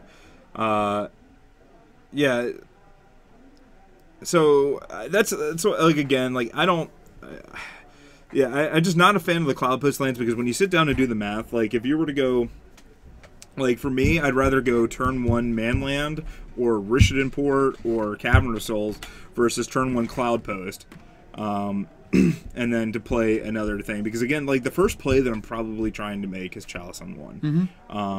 Yeah, I mean, if you have the exact cards of Cloud Post into Glimmer Post turn 2, then, yes, that gets a lot better and you have 3 mana on turn 2. But you're also got to thinking that you're probably going to be playing Grim Monolith. So, like, it's just, like, it has to be Cloud Post turn 1, at which point you're not doing anything, into Glimmer Post turn 2 in order for it to be good. Yeah. Like, and then past that, having any other tap land is just going to be really bad for you. So, because you're just trying to get to 3 land as fast as you possibly can. Targetable... Wait, so Locust on base, it makes him targetable to Slugger. Yeah, that's true. Yeah, Yeah, Cloud Post, I agree. Much too slow. I don't run Sensor Arbiter. It's kind of... yeah, so wait, so Nederson, you're having issues with Mud? Is that what I'm understanding? As a Death and Taxes player? Yeah. It sounds like. So, Black White Warriors in Standard. I don't know, my Standard game is slow. Don't follow Standard, really. Yeah, unfortunately. I don't know. I'm trying to get a little bit more into it. Trying to get a little bit more. From like, I just don't know necessarily what all the key warriors are. I know that you can definitely do it, and I know that it was a decent draft strategy. But I haven't seen it in Standard. I'd like to try it because I like tribal. Why not? Bloodshin Rager. Bring it up. What's this? Bring it up. Bring it up. Bloodshin Rager. I'm assuming it's a soldier if this is a switch. Oh, yeah. Oh, there you go. Whenever it attacks, each warrior creature you control can't be blocked this turn. Oh, wow. All right, that's pretty good for a 2-drop. So wouldn't the deck just flood on like 2-drops though? Because aren't all of the yeah, I mean, aren't all the lords, like the lord effects, aren't they all yeah, I 2-drops? So like, I just feel like it would be super. Would I ever play Pack Rat? Jesus Christ, Pack Rat and Legacy? I mean, if it's in the right deck, why not? Like, I mean, like, I don't think it's. I think you have to be knowing. You have to have this very specific plan as far as what you're going to be doing. To make it viable, but I mean, there are enough cards that allow you to interact with the graveyard profitably that you could just be pitching constantly. That I don't think it would be the worst. Yeah. Although it can, yeah. I mean, like there's the Pack Rat. Not something I'd. Pack Rat and Reanimator sideboard actually would be pretty interesting. Ditching all the bad cards. Well, I mean, not even that, but it also gives you a completely different dimension against graveyard hate. Yeah. Because then you're just... Although I can see an instance of... I mean, like Pack Rat, I mean, it's also a creature that just dies to everything. Oh, Malpheus, I do have access to Nether Voids, and I would like to see that list. So, Big Mike hates Standard. Plays occasionally. If I want to play regularly at major events, I just play mono red. It's cheap, fun. Yeah, so that's what Team Braverman was on, and I know Michael was on Facebook talking about how good he felt the deck was and that it had decent range. So with the mono red, the mono red deck that he was on. Yeah. Well, if everyone plays mid range strategies, and like I know Siege Round will really define Standard, so it's something that can go under a lot of the format. You have to click one of those. I'm clicking. It's not working. Not working at all. And if just instinctively going over to the legacy side. There we go. Yeah.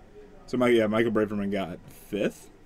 Yeah, because I missed the top 8. I saw everything else except for the top 8. Yeah. So. Jason Coleman on red-green lands. For the legacy portion? I'll give you a red-green land. Ugh. I'm sorry, I don't like lands. Not a fan of lands. Yeah. Well, see, I was thinking more Pack Rat Lingering Souls, but Pack Rat Unearth, that works. Or how about Pack Rat Pitching an Icarid, or like a Nether Shadow or Nether Spirit? Yeah. Like it chains. Yeah, no, I have Abyss. Like, I mean, I'd only be playing this online because that's the only time the only place that I actually have any of those cards. I could probably borrow the Voids in the Abyss, but I just love the fact that Abyss is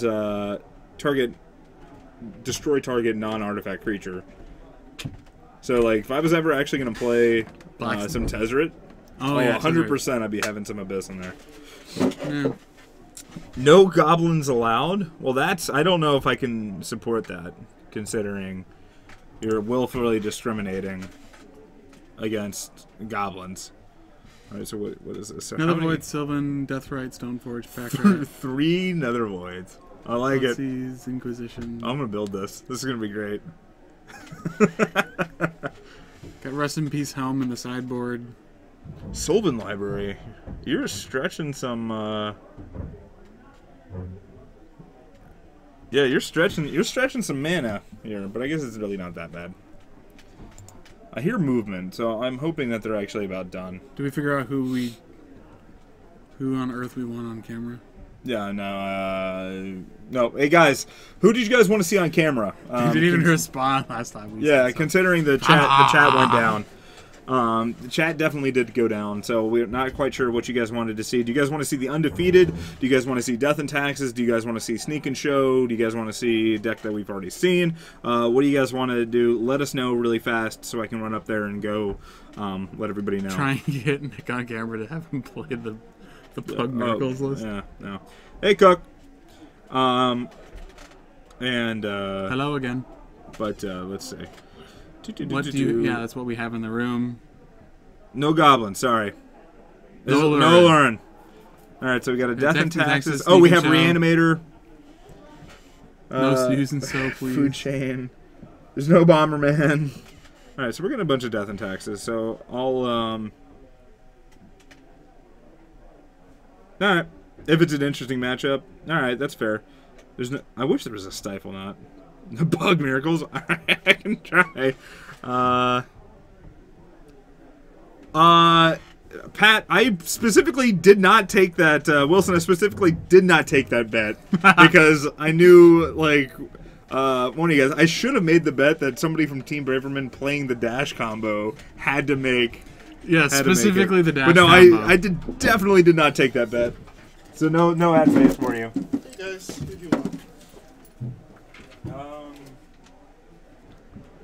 Black Red Miracles, Chowder, I like the idea. I like where your head is at. Some Bonfires of the Dam. Get it. Get 'ems. Lands, turn 1 lucky. I'm not playing, nor is Seckle playing. So we don't have any lands players. I should be playing Thursday. Yeah. So. Oh! Alright, so we're gonna get Nathan. Dash combo, they didn't want to unveil it yet. Yeah. Still working on it. Yeah, still working on the list. Yeah. They don't want to unveil it at, like, pretty much the only Legacy tournament that's going to like, one of the few that, Mr.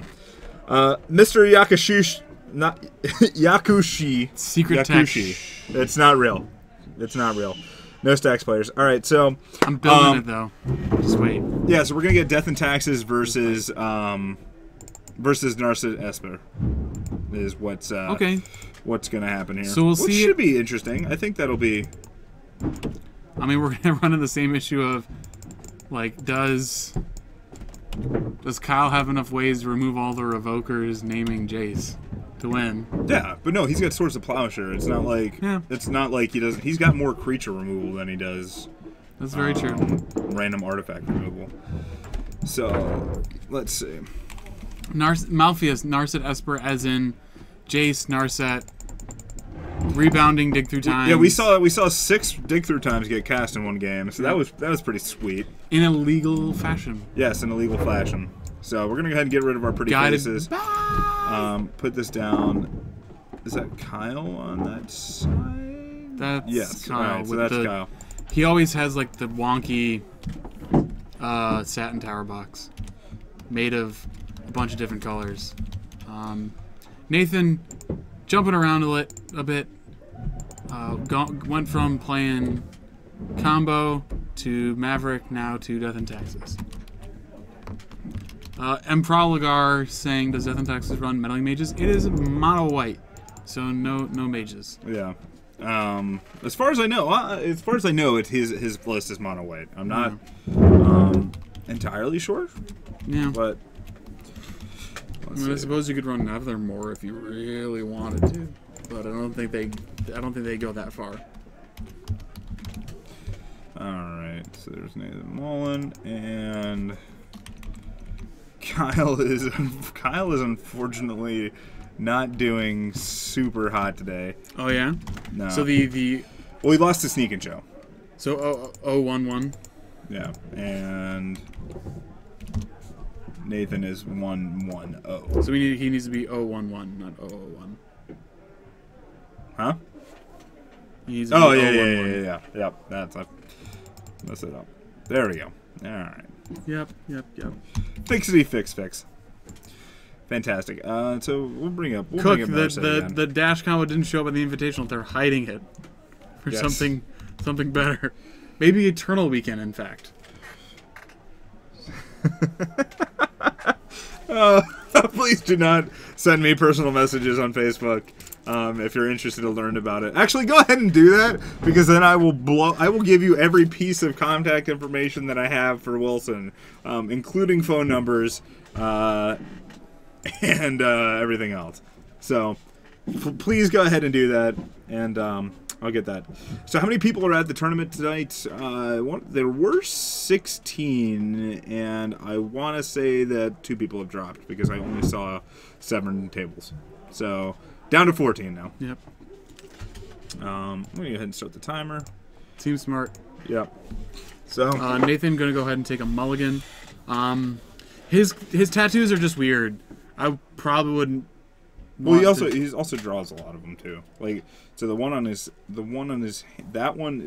I believe, Sharpie. His finger ones, I think, are real. Oh, the numbers, like they're 1, 2, 3, 4, 5, 6, 7, 8, 9. Yeah, I'm not entirely sure, because I know he does a lot of drawing on his hands, but he also does have a lot of tattoos. Okay. So. Yeah, Texas Ranger. He is running 4 Jace 2 Narset from what we saw of his list. Do we know when Eternal Weekend 2015 is? Off the top of my head, I haven't. It is later in the year. Yeah, that's what I thought. All right, so we're going to see a Caracas from Nathan, and then immediately putting in a Aether Vial, which is going to be a pretty good start against Kyle's deck. Kyle looks like he's going to lead with a Flooded Strand. Yep, Kyle leading with a Flooded Strand. Going to pass the turn back over to Nathan. It's definitely after Gen Con. After Gen Con. Well, there you go. That's super specific. Yes. Good job. Nathan debating whether to play a port. He is going to play the port. And I imagine we're just going to see a pass back of the turn to Kyle. Lazy Crazy High. Thank you for the follow. Almost a good combination. But thank you for the following. All right, so actually Nathan's just going to pass back to Kyle. Kyle's going to play Polluted Delta, pass it back to Nathan. Nathan, end of Kyle's turn, going to go ahead and put in a Mom, or a Mother of Runes. Who has a very, very short cold and a cough, but is back to being well again. What? I'm referencing her short time being sick. Why was Mother of Runes sick? Summoning sick? Nah. Oh, that wasn't clear. Just putting that. Yeah, it was not clear at all. Go back to the drawing board. Come back to us when you got a better joke. Esper is running Forces, Walrus Boy. Yeah. So Kyle now going to go ahead and fetch. In response, Nathan's going to activate his Aether Vial. I imagine it's going to be a Arbor. But in response, Kyle is going to go ahead and fetch his other Polluted Delta in response to the Vial trigger. But again, imagine it's going to be a Leonar Arbiter, but we'll see. Kyle's either way going to be down at 18 here. And, it's going to be a Thalia coming into play. I don't know if he's running Arbiters. Well, it just made sense that he did it in response to a fetch, that it would have been Arbiter, and not necessarily Thalia. Sure. So, like, why he just didn't do that, like, upkeep at the beginning of the upkeep. I don't know. Either way. Not going to affect too terribly much here. Kyle's going to pay 2 mana for a Cabal Therapy. Cabal Therapy, I'm not quite sure what he's naming. He hits Stoneforge Mystic. Nathan left with just a Mom and a Caracas in hand. And it looks like, we're probably going to see a pass of the turn there. I mean, Nathan does have still a mildly quick clock here. And just another Stoneforge Mystic. Off the top. You know what? Sometimes when you got to flaunt it, you know? That's what you got to do. So Nathan debating what he's going to do. He swings in for 2. Kyle's going to drop down to 16. Looks like Nathan's going to... Tapping the island.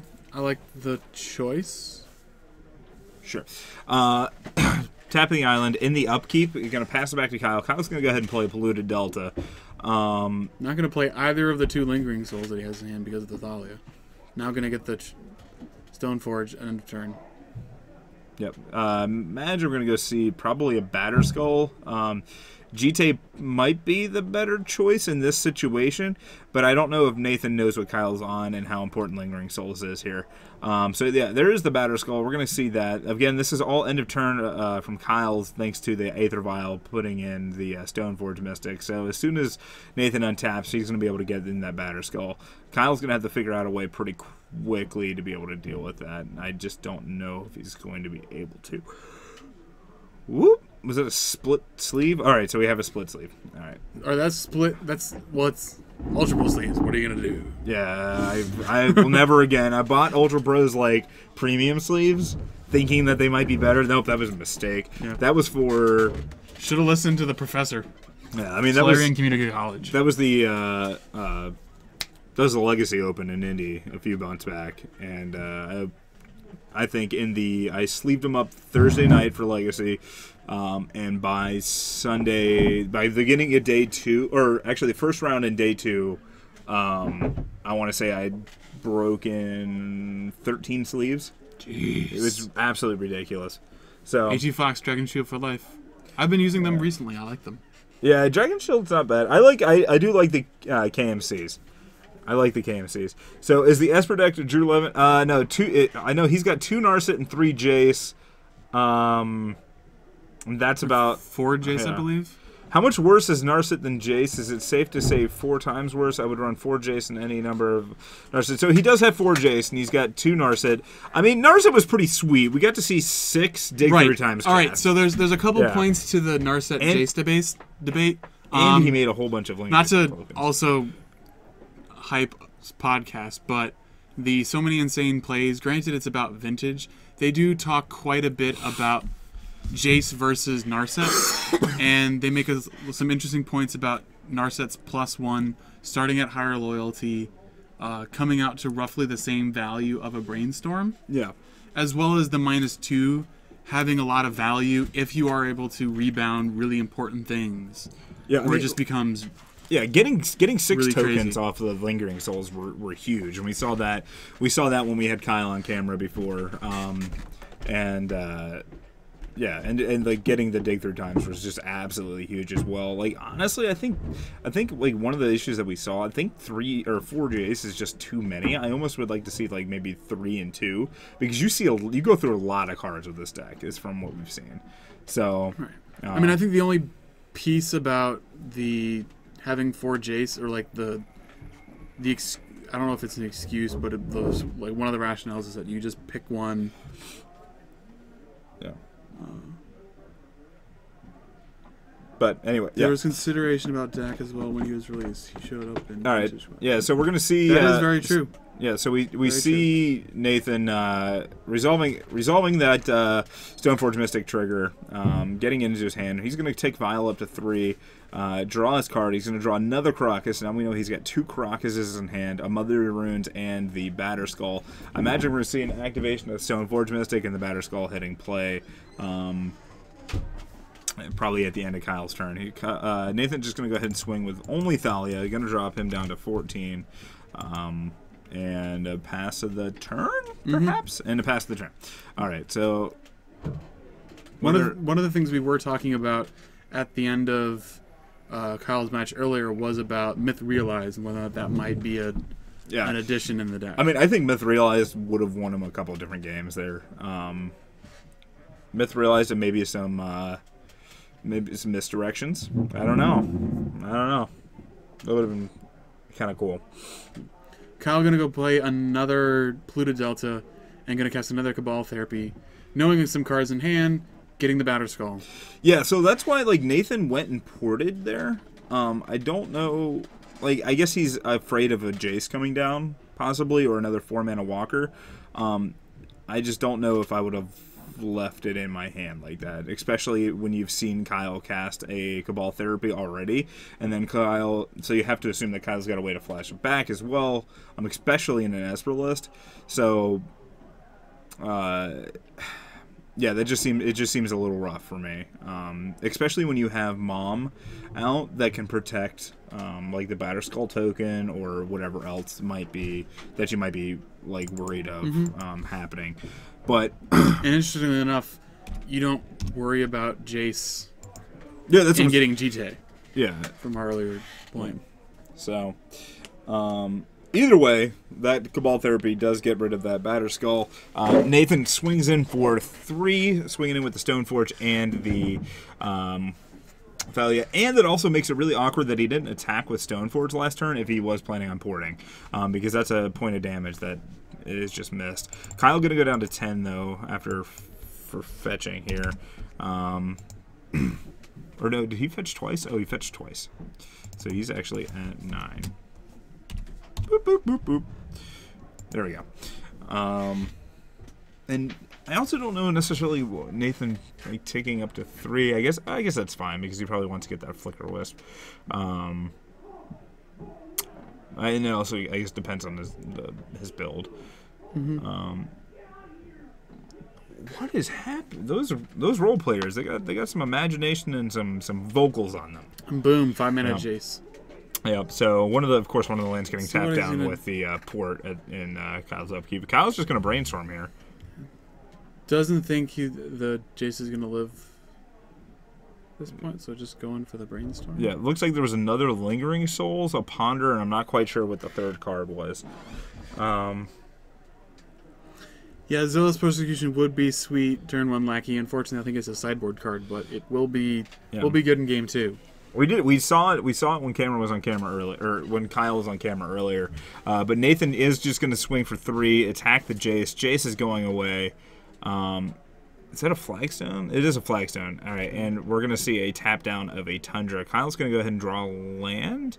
Wouldn't be surprised if we see Narset come in. Kyle is at 9, so like, if I'm Nathan, I almost wanted I guess you do have to get the Jace off the table, but Kyle tapping 2 mana here for a Ponder. Draw 3. Looks like land, another Lingering Souls, and something else. Not what he wants to be seeing. He's probably Souls does not help. Yeah, he's probably looking for the Toxic Deluge that he has in the main deck, which I think would be quite good right now, considering he'd be able to wipe the board and then start casting some of those Lingering Souls that he has in his hand. Torp Orb? Huh? What about Torp Orb? Cards that are showing up in Legacy. We're the chat's having a discussion about Myth Realized and Vintage and some other considerations about that. Sure. Yeah, in both formats, I suppose. And I understand having the man land as well, because I know somebody made mention that they'd probably just rather have a man land than Myth Realized, which is completely possible. All right, so Kyle not finding the Toxic Deluge apparently, but he is going to go ahead and cast Lingering Souls. He's going to get two little tokens. Oh, all right. So there is a Mirroring Crusader. I didn't see Nathan actually draw that, but I guessing he drew it one of the turns that I looked away. So we know that he's still got Caracas, and is it a Source of Plowshare now?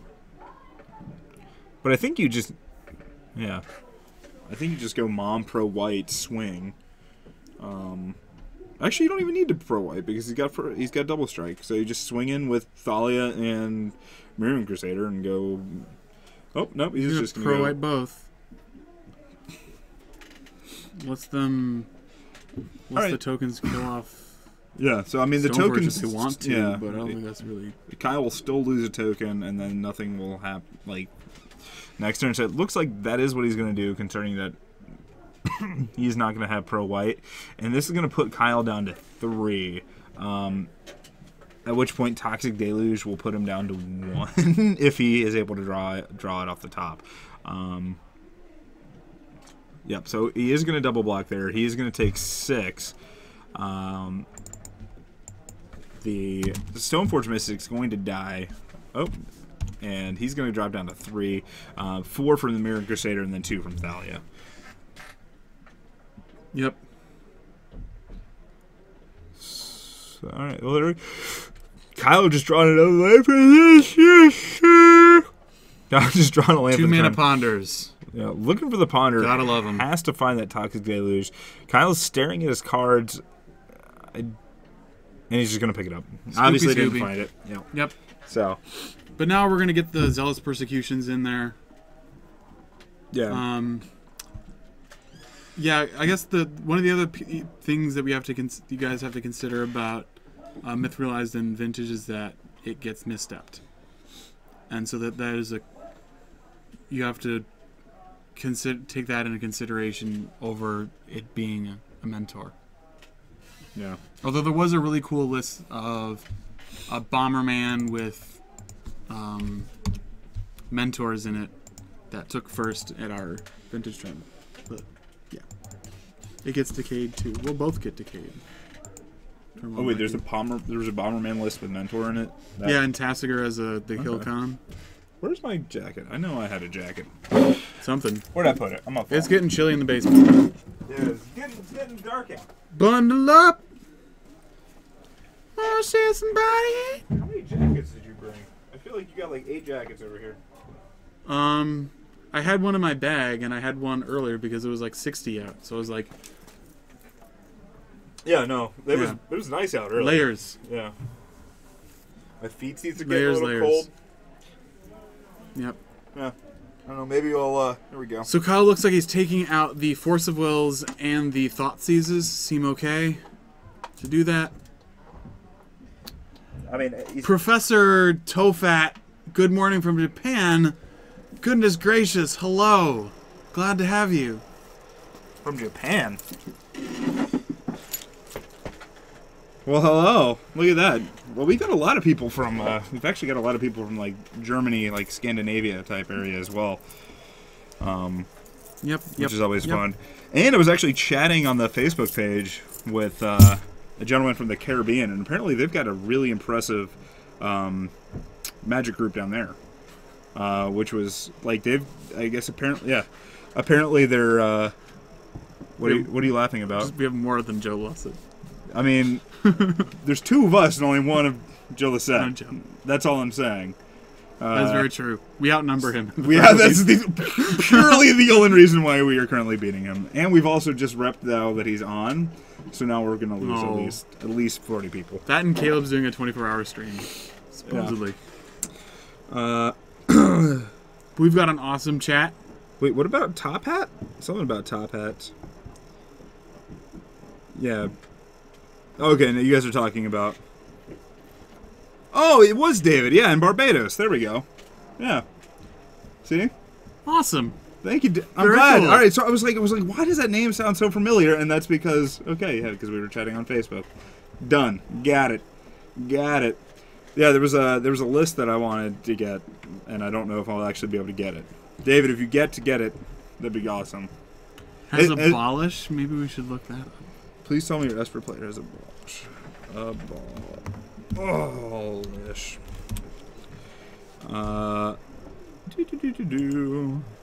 Alright, you may discard a planes card rather than pay the destroy target artifact or enchantment. Maybe that's what that was that we had. The Esper player?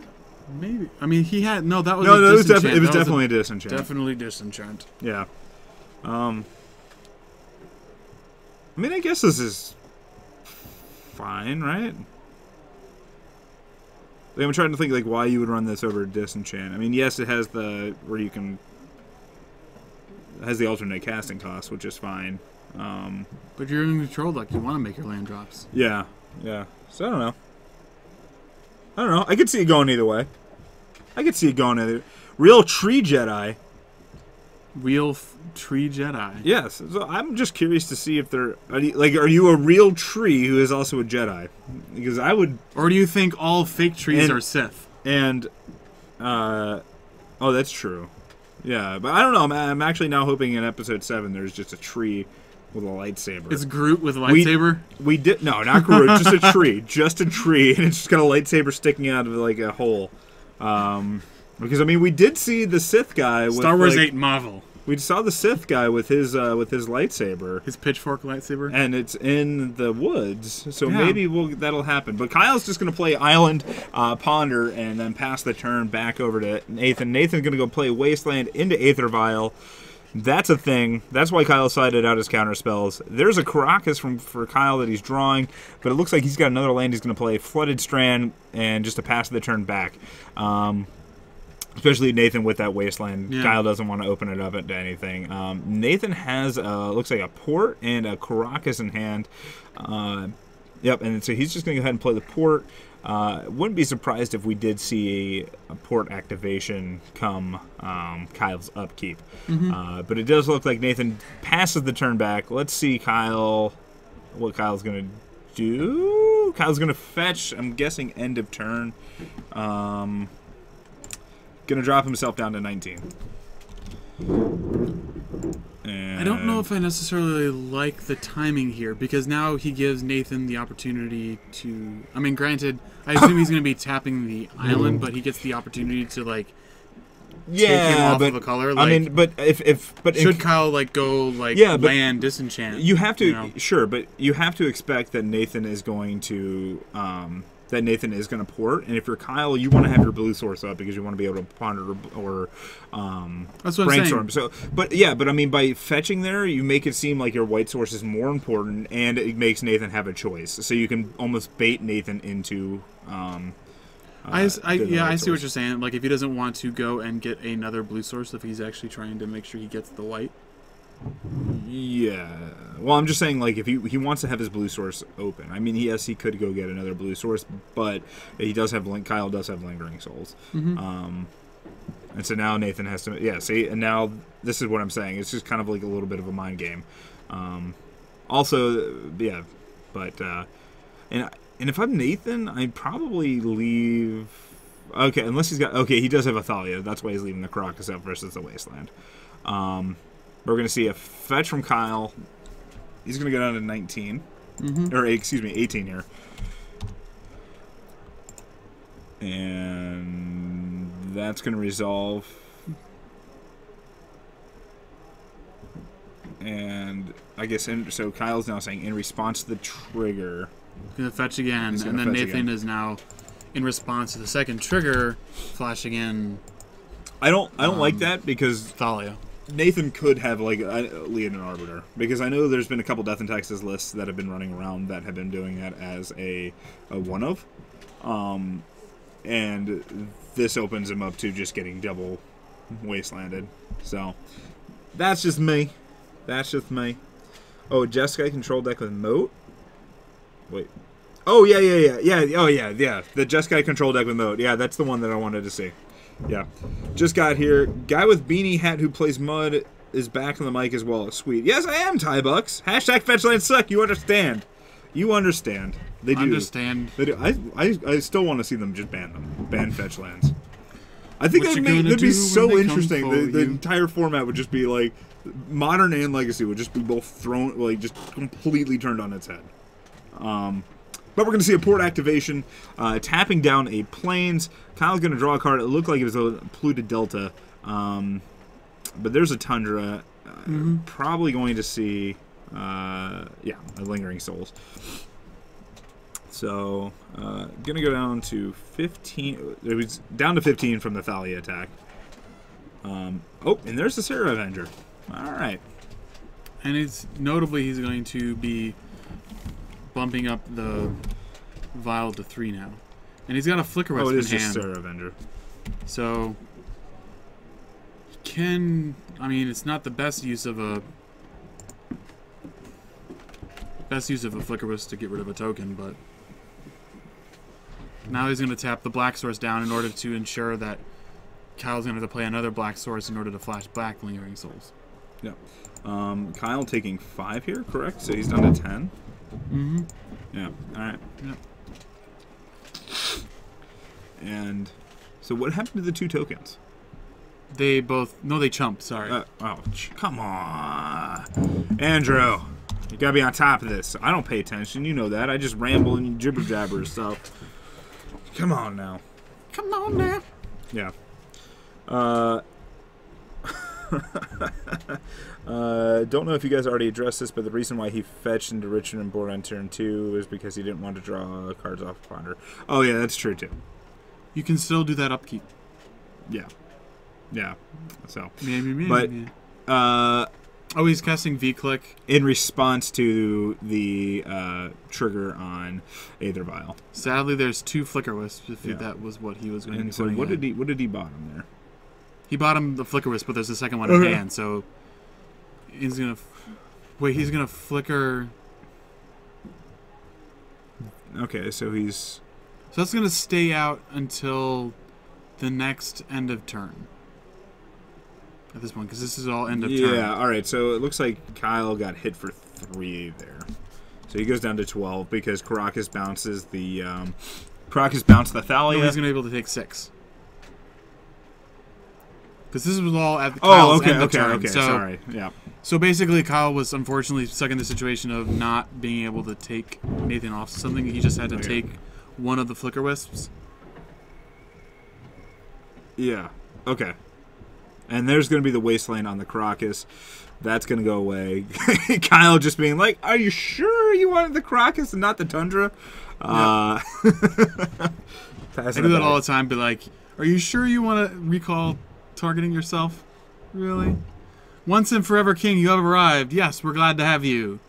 Yes, you know, I just realized that you can Vampire Hexmage an Aether Vial or even a Chalice. Yes, you can. Yes, you can. So there's the click again. Kyle's not going to take anything this time. Just untap. Draw a card? It looked like that might have been another... oh, I thought it was another Caracas. It was not. I believe it was actually the Jace. Totally different colored cards. Yeah, so here's a beat-in for 3, seeing if you can trade off that... Oh, he is taking it. All right. So now I think you just do a little bit of a Jace. Jace costs 5. Let's talk to Deluge. Also good. For 1. All right.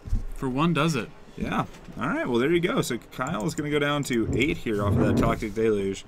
And that trade did not look as good. Kyle real happy that Nathan took that trade there. Honestly, if I'm Nathan, like, and I see my opponent swinging in like that, I probably don't take that trade because I'm at 20 life. Yeah, you have 20 life. I've got all kinds of time. Not even time, but you're sitting at 20 life. Like, your life is a resource. Like, you got to be willing to take a hit, and there's something fishy about that. So at least in that scenario, Nathan would have fallen to 17, yes, but Kyle would be at 6. Yep. Sticky, icky. Yeah. So brainstorm and okay, and Kyle did just fetch there, so Kyle is now at 7. Yep. But has the disenchant in hand. Does he? Okay. Yes.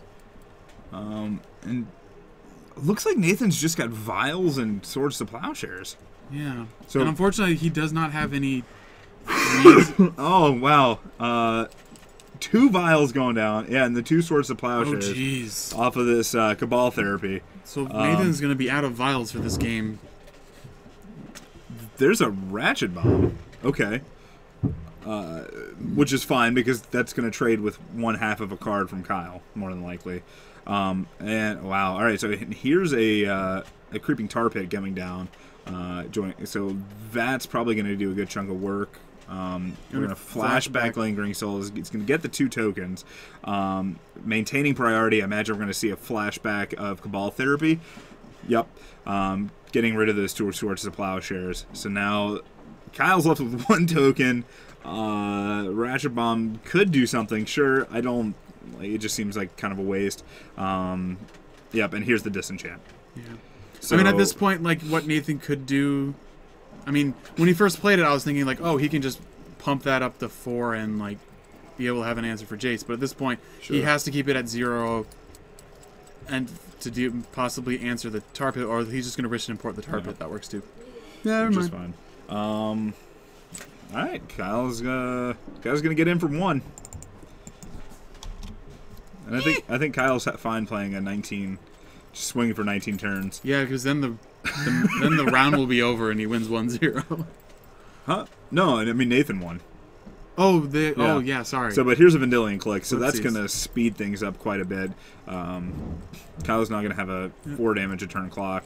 Looks like Kyle targeted Nathan. Obviously having nothing in hand. Looks like so. The last card in Kyle's hand he wants, which is a Swords to Plowshare, which is perfectly fine. And looks like Nathan's going to go ahead and tick up his Ratchet Bomb. I don't necessarily agree with that. It's going to put him down to 15 here. Excuse me, 14. I assume No, as a way to 15. try and handle the click. Well, yeah, it's as a way to handle the click, sure. So hopefully he gets. But He passed the GT. GT's so good. yeah, why would you not get the GT in this situation? I mean, perhaps Nathan doesn't know how reliant Kyle is on the Lingering Souls. Because we haven't seen Kyle do the sort of shenanigans. yeah, sure, Yeah, but you also but- have seen Vendilion click. I mean, like, that's just, like... Mm-hmm. All right, and Kyle's going to swords the... Kyle's going to swords the Stoneforge Mystic. That's You're right. Chad is also pointing out that click can also be bounced with Caracas. Oh. Although I don't know if Nathan sees that. I mean, I didn't. So Yeah. I forget all the time. Well, that's also tying up all of Nathan's mana, too. I forgot Nathan had a Caracas out, in all honesty. I thought they were talking about Kyle's. I was like, no, Kyle's got Wastelanded, and then, yeah, just because Nathan... Played one, Yeah. and then tapped it for mana, then played the second one. That was game 1, though. I just completely never mind. spaced on him actually doing it. So here's going to see the Lingering Souls, and this is exactly why I did not like him, Nathan, taking up. Because, yes, you're going to get to answer the click, but then you have all these yeah, tokens. Kyle, but nothing's stopping from Kyle from just playing and flashing back. But at the same time, like, Kyle, like, maybe, like, you... It doesn't matter. Here's a Cataclysm. Jeez. So every player chooses a land, an artifact, an enchantment, Yep. and a creature, then sacrifices the rest. Not Not quite as good as balance in this situation. So now, if you're Kyle, you're left in the situation of, do you keep the click? Yeah, I agree, especially with Ratchet Bomb being there. And so, all right, so Nathan's just going to keep Plains. I probably would have kept the Caracas. Yeah, I think so. Because you haven't seen any Wasteland from Kyle in 2 games. 2 games that have been decently long. I mean, there's only 18 minutes left in the round. Kyle keeping the tar pit. Yeah, which is smart because if Kyle just draws some land, which it looks like he's doing, he's going to get there. Nathan going to get down to 11 from this attack, though. There we go. Kyle's got lands on the top, so Going down to 10. has the possibility of really pushing this clock faster. Not a land. Yeah. Down to 9. Yeah. So this Kyle is. trying to pick up his pace of play. Oh God! If he names Stoneforge Mystic, that's going to be so brutal. Name And he Stoneforge! does. And he does. Oh, Kyle wow. with the omniscience. Yeah, it looks like got the Nathan. knowledge. It looks like Nathan just drew the He's got Nathan the downloaded. GT. Little late. Yep. And there's the GT coming down. No creature to put it on though. And a sword drawn by Kyle to nix that. Fast and Furious. Gotta go. Now the question is, does Kyle have 2 more lanes he can fetch? I think we're gonna look. Yeah. Gonna go down to 5 and take a gander at the deck. What? Oh, I didn't know the heater was on. That's good. Yep. Can we just have it always on? Huh? No, it's been on. Oh, okay. But I think it might have exploded a little bit. So it looks like Kyle did have 2 more Boom, lands. now it's a 2-turn clock. Yep. So Nathan sitting at 3. Rip in pieces. Pepperonis.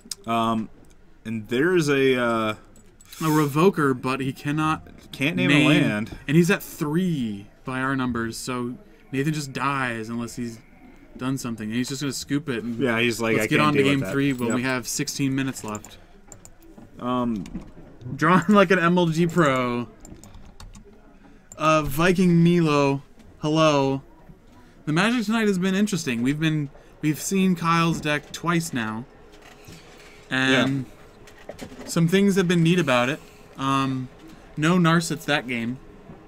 I don't think, like, Narset seems kind of not as good in these creature matchups. In, like, that control, like the Stoneforge matchups. I mean, It seems really good. But here he has to be able to play it and be able to I mean, if he's able to rebound the Lingering Souls that turn, but that's also 7 mana. I think it's still fun because it's coming in at 6 loyalty. 6 loyalty, so like hopefully it survives. Well, no, it's never going to die, and Nathan's not, and because it doesn't necessarily do anything like immediately. Like Nathan's not super incentivized to kill it because Kyle has to have the other cards in hand in order to do anything. But for Kyle, it's basically every time. I mean, he's got the Vendilion clicks in the deck, but I think he's got 3 Vendilion clicks. So other than that. Other than the 3 Vendilion clicks in his lands, every other card Kyle's going to get to put into his hand. So Narset is just going to be a constant source of card advantage. So yeah, and I mean Nathan's shooting 6 damage at Kyle to get rid of that Narset. That's probably okay. This is a very weird hand for Kyle. He's got the Tar Pit, he's got a fetch, got a couple lands, 2 Jaces and a Ponder. He's going to keep it.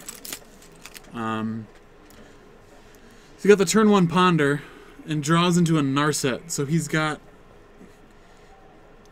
he's got a Miracles clunky kind of hand. Yeah, I know it happens, but so HC Fox, can we stop calling it Death and Taxes and call it what it really is? Death and Trapses?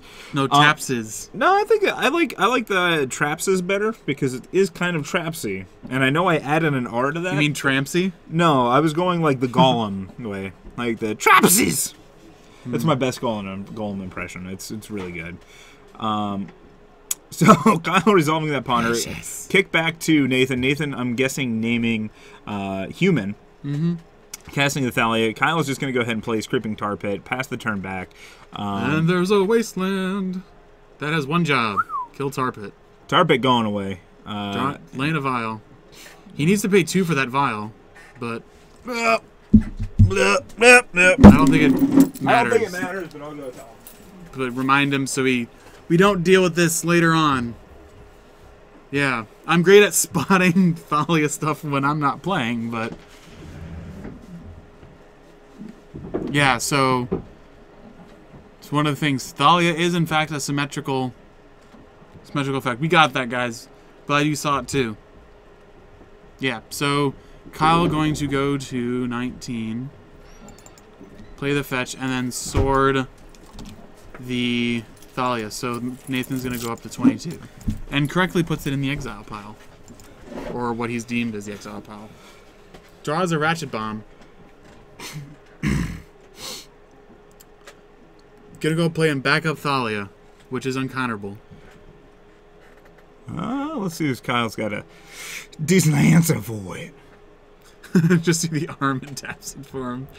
Justice Peanut, yep. Yeah. Let me get that. Wait, what? Oh. I don't know. I like having my arms on camera because they're just fantastic, you know. Okay, Adonis. Leonidas, maybe. Woo! Ooh, Greek. Swing in. Greek knowledge. No, well, I was referencing 300, but yes. Because Leonidas is kind of a rip stallion of a man. Well, yeah, but also like just a generic Greek name, sure. But so there's a Pithing Needle. I have to imagine the Pithing Needle is probably on Jace because that's all Nathan's seen. I don't think Nathan has seen an Narset yet. Well, hopefully he's read Facebook today. He probably has.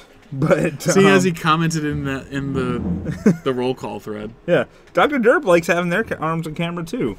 I mean, I think it's perfectly a normal and natural thing that you like having your arms on camera. Mm-hmm. Yeah. I mean, especially when they're grabbing. See, look at that! You jinxed us. We are no longer in front of Borsman. God. No. Yeah, look at this. The Metagross joined us. Yes. I love having steel spider things as viewers. That means the robots won't kill us first. That's my guess. Maybe they like magic too. Maybe. But we're going to see a swinging for Thalia again, dropping Kyle down to 15, and then Nathan's just going to play a Ratchet Bomb. And there's a Swords to Plowshare coming out from Kyle at the end of turn. Nathan's going to respond with Karakas bouncing his Thalia back to his hand. Kyle's going to draw for the turn. Let's see if we're going to see a Planeswalker come down. Nope, we are not going to see a Planeswalker. Oh, Cabal Therapy naming Thalia. Very nice. I think at this point. I think that's a safe bet considering you just saw him put it to hand. Yeah. Dr. Derp, hello. Glad you could join us. I don't know if I said that. Oarsman is confirmed too good for all. Yes, I never. No, 2 is still greater than 1. We were hoping that. I was hoping that we had the numbers game, and we just outnumbered them, so therefore we would have more viewers. Turns out, not the case. As unfortunate as that may be. Yeah. Although Nathan getting Mangara online, so we're gonna get some Mangara interaction. So what happens is he puts the Mangara trigger on the stack, removing something, and then in response to that, removing it or returning it to hand with,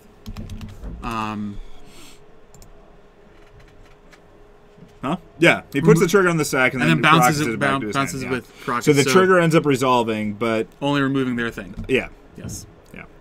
So, because Mangara is no longer in play to be able to remove from game. Yep. Unfortunate way to go out, but I don't know if Kyle's going to be able to do too terribly much. Kyle has to get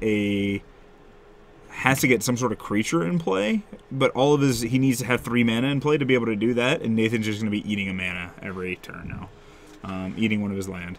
So Kyle looking at Ponder, doesn't like what he sees, shuffling up, going to take a, well, it's better to Vindicate because it exiles, so, or RFGs. I remember when I hated the term exile, and I just refused to do it. Goes faster.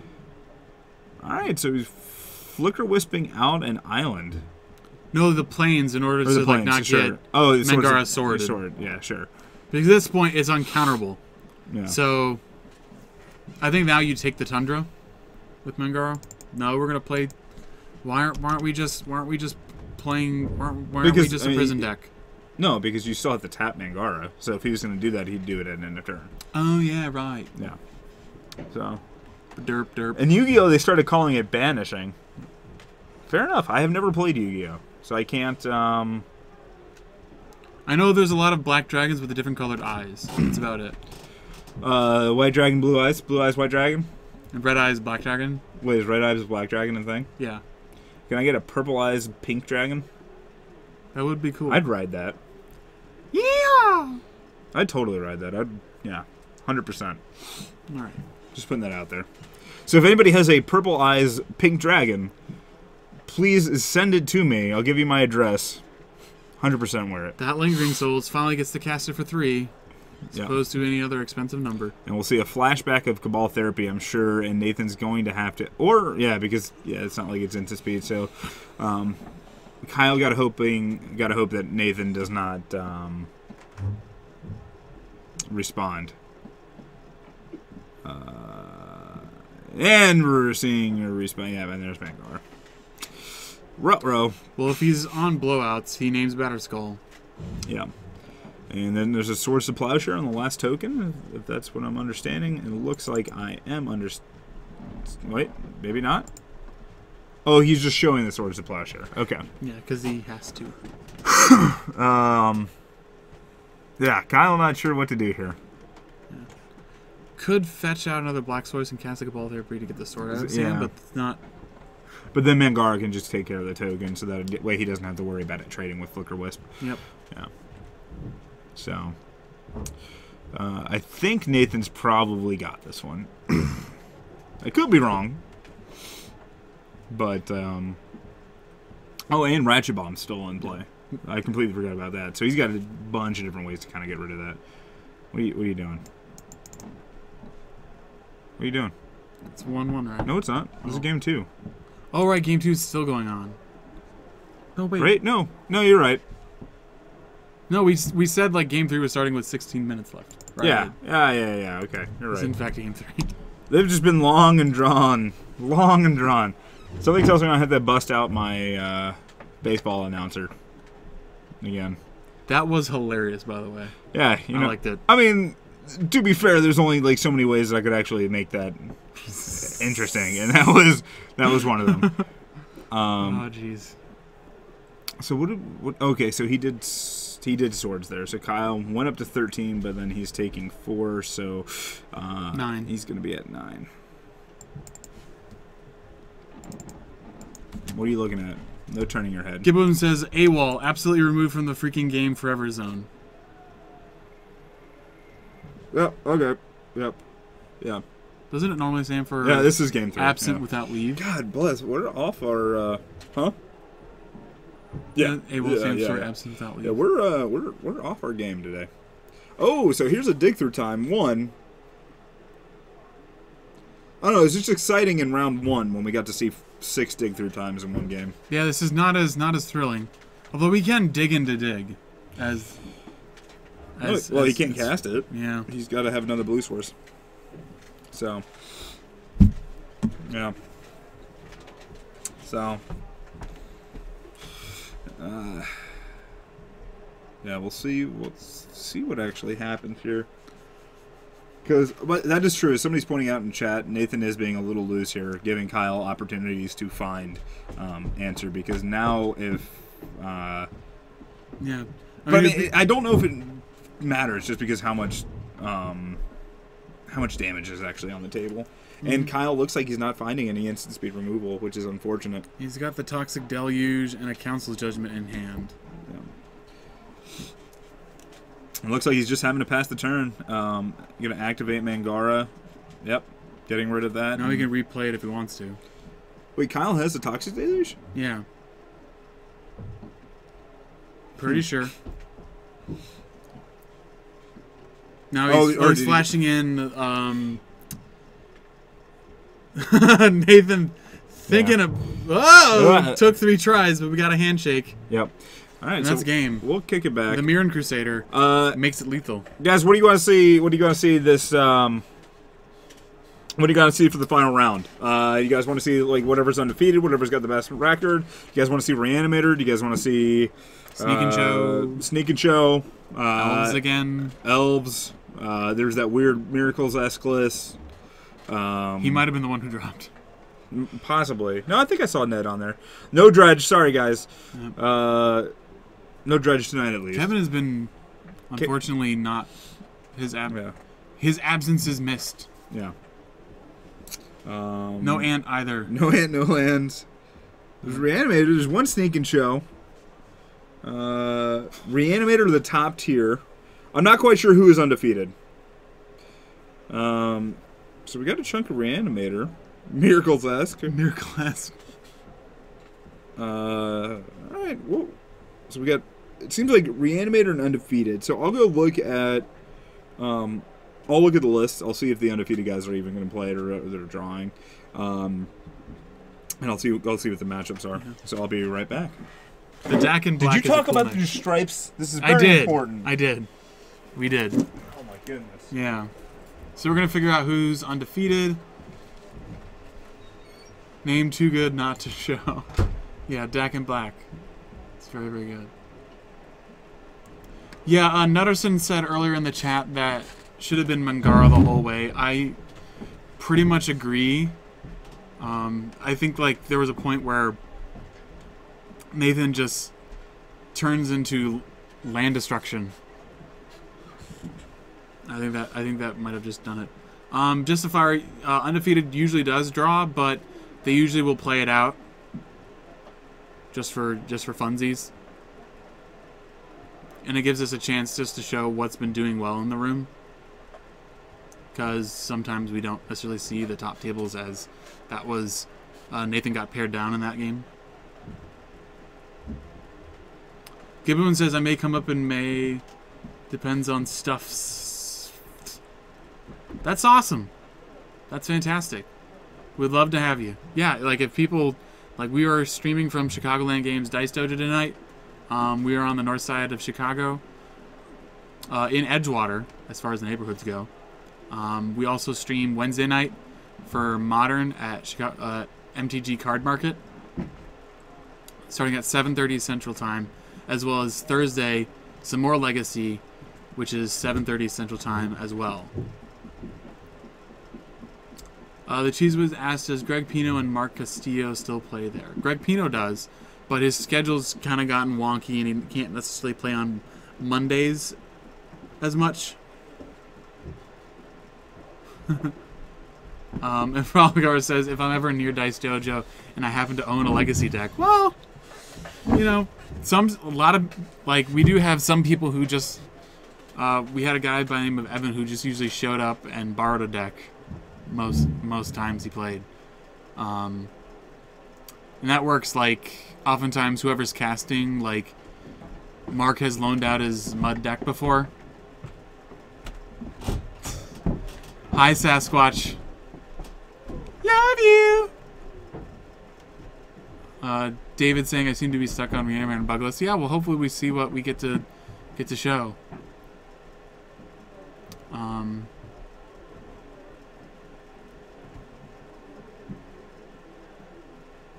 Cheesebus says, if this is every Monday, I'm coming down after taxi to sling some ant. Yeah, this is every Monday, guys. I mean, aside from holidays, I assume this is pretty much every Monday. And I have yet to see it not fire since I've started playing. Seek Chouch, do you have your lands deck list posted anywhere? I do not. A good starting point would be the list Felix has in the lands thread in the source. It basically runs a Worm Harvest and a Smokestacks main. I don't run the Abrupt Decay or the Sylvan Library main deck. I've been playing around with one of Raven's Crime, and that's done some work. Cheesebus says there needs to be more legacy up in the suburb. Nerd Rage Games is full of high school kids with their standard decks. Yeah, I don't know. There might be more in like the northern suburbs. I don't know. I don't really know.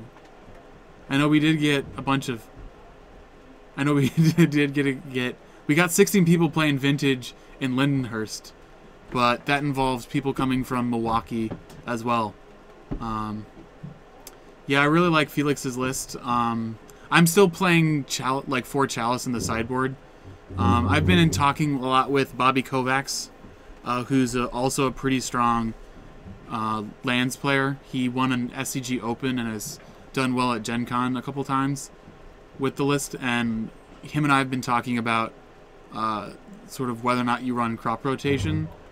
In part, I've built my list without crop rotation in part just because of I've tried to be as strong against decks with Force of Will and Miracles as I can, as well as still posting up as best my sideboards, as dedicating as much as my sideboard to combo, as well as making my main board strong enough against control decks,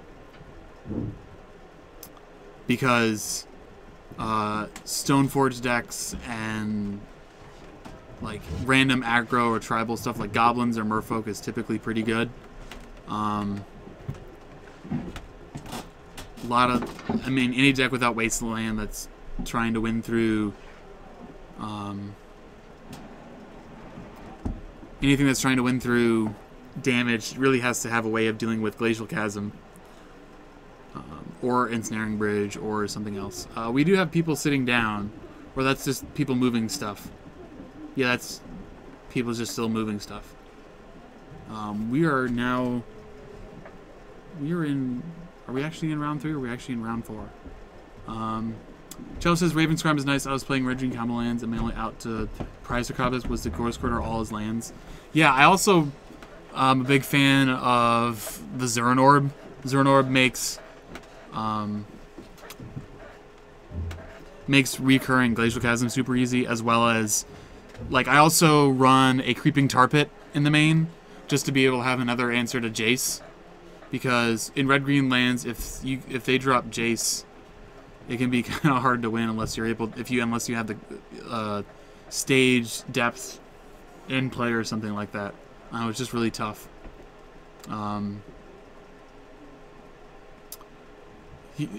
Gaming Goat has Legacy every other Saturday. That's cool. That's very nice. Red Green also has, yeah. I mean, it's different. sometimes red green can just win those combo matchups because it's a lot faster. All right, guys. So here's the matches. We'll have to go quick because they're about to start the round. But we can do Miracles-esque versus Rug. We can do Death and Taxes versus Reanimator. We can do Deathblade versus Sneak and Show. Or we can do Elves versus Jeskai Delver. What do you guys want? Phone it in, guys. Phone it in. Let's go quick. Yeah, Smokestack is also a Jace out. I love Smokestacks. It is. Yeah. I might even run 2. Miracles-esque versus Rug. That's 1. Rug. That's 2. Elves versus Delver is 1. Elves versus Delver is 2. The first one, which is Rug. Show versus Deathblade. Felix Miracles versus Rug. I'll give it another couple seconds, guys. There's Sneak and Show, no Miracles, Miracles Rug. There's a lot of Miracles Rug. Yeah. I think it's Miracles Rug. Okay. Get the weird Miracles list. So we're gonna get Nick on camera. Well, that's the thing. There's nobody undefeated. Oh yeah, because people dropped. Because of the draw. Like, it's just weird breaks. There's currently nobody undefeated. Oh yeah, that's always very weird when we get draws at a small tournament like this. And then also a couple people dropped, so a couple people got paired down. As we saw, that round had, although as we've been talking about Narset, Kyle was 0-1-1, so I think he's 0-2-1 at this point in the tournament. Right, so that means we are in round 4. Let me get that changed. Round label. Boom. Yeah, so I also want to try, as far as lands talk, Tom McLeod, one of the, you can sometimes see his matches on the Meadery YouTube for their Legacy Night up in Minneapolis. He's been a fan of running, I mean, sometimes he does, sometimes he doesn't, but he's run a scroll rack in the main, which I kind of like more so than the Sylvan Library. They both sort of serve a similar function, but if you have lone, scroll rack just becomes so much better. Like scroll rack, that just seems so good. Yeah, so we're gonna get Rug versus the Miracle-esque deck first. Let me start resetting some of this. Let me do some of this. That's not Death and Taxes. Oh my god, there's so many chairs. So much stuff. Oh jeez. Oh jeez. All right. Little bit of a mix-up. It's not Rug versus Miracle-esque. So it was actually Esper Stoneblade, and I didn't realize the Esper Stoneblade player was 0-3. So they decided they didn't even want to play. Oh. So I just got like the highest level match now, which is Ian versus Kyle. Okay, so that's the Deathblade versus Sneak and Show. Yes. Okay, that's fine. Yeah. So we're going to get rid of our faces. Do you know how to spell Ian's last name? Yes, it is Farnung, I believe. Yeah, so let's... Farnung? Alright. Ian F-U... Farnung, I believe. N-G. Yeah, that seems right. Yeah, Chalk Scrollack, because you can get it back with Academy runes. Super awesome, man. Justice Peanut is really sad about our faces leaving. Yeah, I mean... we get to see Magic. It's okay. We'll come back after the round is over. Yeah, so... And unfortunate for Ian. Ian was actually going to go to Kyoto to play in the GP. But it's sold out. But it's sold out. So he got his flight and he's got his hotel. But then the GP sold out. So he was unable to actually go. So he's canceled his flight. Yeah. So that's an interesting story. Unfortunately, you can't scout pre-reg spots. No, you can't, unfortunately. Yeah, but his Deathblade list is actually pretty neat. I think he, I remember one of the matches he had last week seemed like he was running multiple Jaces, and I know Deathblades on average, most lists only have maybe 1, maybe 2, and he seemed to let it at least 3. I want to say Android Mafia.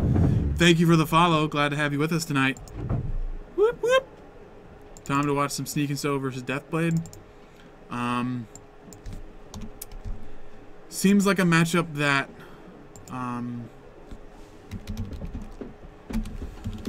Yeah. Probably. What Like, kind I of think, matchup would you say it would be like? I think I still like Sneak and Show here. Oh, I think it. Yeah, I don't know. I mean, Ian's got counter spells and removal. So I mean, well, I don't know. Also, I think it depends on how fast Kyle goes. But Kyle looked at a 7, quickly throwing it back. And did you say Android Mafia? Thank you for following. Oh, thank you for following. You were even sitting here, which of course just adds to all the times you don't listen. Yeah. David, that GP that we're talking about is GP Kyoto in Japan. Kyoto. Seek and Show Game 1 easy. Afterboard Deathblade is pretty favored. Okay. Yeah. Yeah, I mean, I imagine there's just such a... I mean, one of the things Kyle has remarked to me that one of the things that he's been frustrated with is that there's so many hate cards that people are able to bring in against him, so many fairly incidental hate cards as well that just really hurt what he's trying to do. I like playing against Sneak and Show with Mud just because there's nothing there's few things better than they go show and tell and I go okay, and they put in an Emrakul and then you put in a duplicate. Yep. Or a Spinovish, but duplicate's funnier because then you have a 15/15 with Annihilator 6. No, you don't. I mean, you don't get that. It's just it's just a power toughness. Yeah, that's right. But and they have nothing. I have revealed Ensnaring Bridge off of multiple sneaking shows against Kyle. Yeah, Texas Ranger. I agree. I don't know Ian's list to be able to say. I mean, granted, Ian is a very accomplished Magic player. Mm-hmm. With multiple GP top 8s and very good Pro Tour finishes. He's got some points. So, I have to imagine he's played this matchup a little bit. We should start the round timer, by the way. I don't like that idea. I'm just going to put that out there. We'll go 48 minutes. Jeffrey K., hello. Glad you could join us. Yep. Is there any elves tonight? Yes, there was. We saw Phil play against Greg in round 2. Greg won. Or Phil won. Yep. So, Phil is... Phil, I think, is 2-1 right now. Yeah, because... Just the mass of people that... Yeah, everybody was 2-1. That was... So we're going to have weird tiebreakers about who actually gets to pay out. Ian's got like a good chunk of lands in his hand. Oh. Gonna go with the top. Ooh, I like it. Running top. Spicy. Uh-huh. For Deathblade? Oh, I mean, it's Ian. I mean, he's always got a top in his decks. Like, he's just like, what are you running, mono red? Fuck it, put a top in there.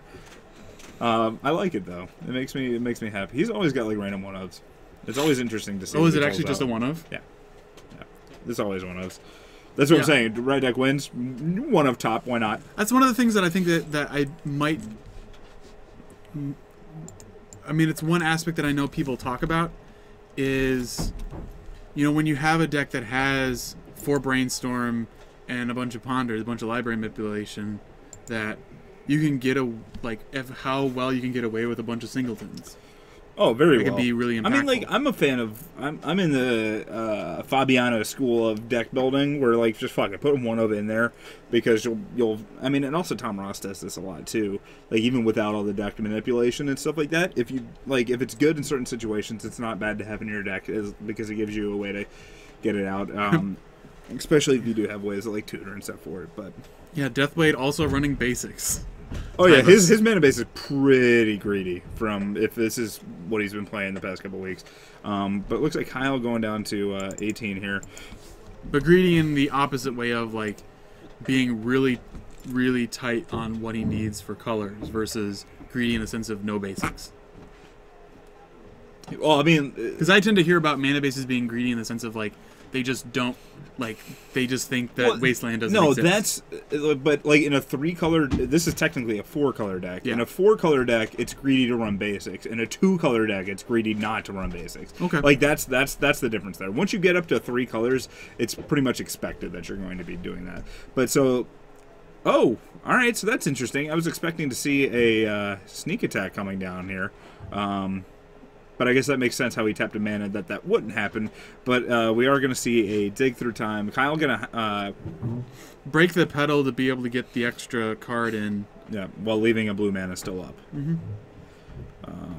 So Ian probably is going to try and fight over this. Or I imagine we're probably going to see a brainstorm from Ian just to see if he can find anything. Otherwise, I'm not quite sure why he would have fetched here. Kyle playing around days. I don't think Ian has days. Or just being able to spell pierce something if he... Sure. So this is going to be a top instead. Topping in a way that we can't see. Oh, there we go. Fetch, sword, something. And looks like that's just going to resolve. So that'll be pretty good. Something tells me Kyle will find whatever pieces he is missing. I mean, Dig Through Time being especially awesome in a deck that just needs specific cards. Yep. So we're gonna look at just the casual black border underground sea. Yep. No bigs. Yeah, no big whoop. Ian's got a few cards. He's got a few cards. He's been playing for a while. But I do see a sneak attack in Kyle's hand and a show and tell. So look, Kyle must have and a Gristlebrand, but he seems maybe. I'm guessing he already has something to show and tell in. That's what I'm guessing. So he might just. Or I saw Force a Spell Pierce, and then I couldn't see the last part. City of Traders? I thought so. Maybe he doesn't. That's pretty cool. Looks like planes that Ian's got there. Super miscut foil. Lorwyn. Oh wow! planes? Yeah. Yeah. Doesn't even look. I mean. Yeah, I'm guessing that didn't come from like a pre-cut, or maybe it's pre-cut. I don't know. Yeah. So, all right. So maybe he doesn't have. Was that a brainstorm? I can't. Oh, so he has Gristlebrand, Sneak Attack, Spell Pierce, Force of Will, Show and Tell. Okay. All right. So that makes a little bit more sense. I'm pretty sure that's what's in his hand. All right. So Ian's gonna go down to 18 here after cracking another fetch. Not quite sure. He obviously doesn't have a counterspell. So the question is whether or not, especially after fetching, or maybe I think he does. Like I'm pretty sure he has a force, but maybe he's taking the plan of I'm letting him resolve the Dig Through Time. He doesn't have a force in hand. No, and he wouldn't have. I don't. It's his brainstorm chase. I don't think I would. I don't think we would have seen him top to crack a fetch and top in response to Dig Through Time if he didn't. If he wanted. If he was okay with him resolving it, unless he was trying to play brain games with Kyle. But I mean, I also don't think like you ever want your opponent to resolve Dig Through Time. That just seems like a bad choice. I guess so. Yeah. But Alpha Cars should be playing. Yeah, just always play with Alpha Duels. Do you need a volcanic island? Fuck you. That's what happens. Although I do have. One of the people I've been playing Vintage Witch who's super awesome has been altering cards to make them alpha. So he's altered a set of volcanics into being black bordered and alpha cut. So he shaves the corners a little bit and makes them alpha cut. That sounds terrible. Hey, he's a big fan of it. That just sounds. So now So then you just took beta. Volcanic you take islands. Or you take what do you provide? Unlimited ones. Okay. And you black border them, and you cut the. Still, I don't know. I don't like that. I don't like that at all. But that and you run into the whole issue that alpha cards are differently cut than the rest. Yeah, but he's like getting his entire deck like alpha cut. Sure. Okay. Then I guess that's a little better. But anyway, we're gonna see. He's got opaque sleeves, so like that's fine. We're gonna see a show and tell come in from Kyle. Looks like it's not gonna be countered. Ian not even trying to fight it. We're gonna see sneak attack. You can go ahead and trigger your dude. I don't care. I've got sneak attack. Yep. And with the red mana up, so I imagine we're gonna see him plop Grizzlebrand into play, draw 14 cards, looking for that Emrakul and a Lotus Petal. Or actually, he hasn't played a land, so you just need to land and Emrakul, and good things will happen. And by good things, I mean Kyle will just win. So that is what he's doing. Yep. He motions. He's going to be paying 7 life, drawing 7 cards. He's going to go down to 11. I'm pretty sure he's just going to, if he has to, draw 14. Yep. He's got an Emrakul now. He's going to look for a Lotus Petal. He doesn't need a Lotus Petal. He just needs a land. He just plays a land? Okay. Yeah. Yep. Fetch. Gonna go down to 10. He was going to say, can I just put this in play and show you that I'm going to do this? What if Ian had a stifle there? I'd laugh a little bit. That'd be good. Yep, so they're just going to pick it up. And Kyle's going to get game 1. Now the hate cards come in. Assuming. Texas Rager says, I'm a white border lands in front person. Just going for the tilt factor. I would play, if I had like all white Borderlands, I'd do it.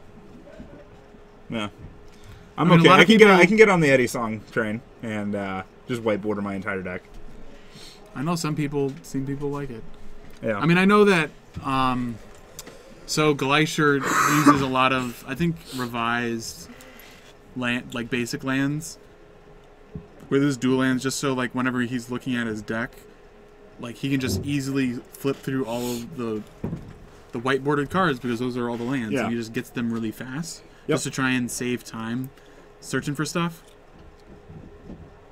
Yeah, no, I mean, and that's, I know he's yes, you are correct. He has said that multiple times.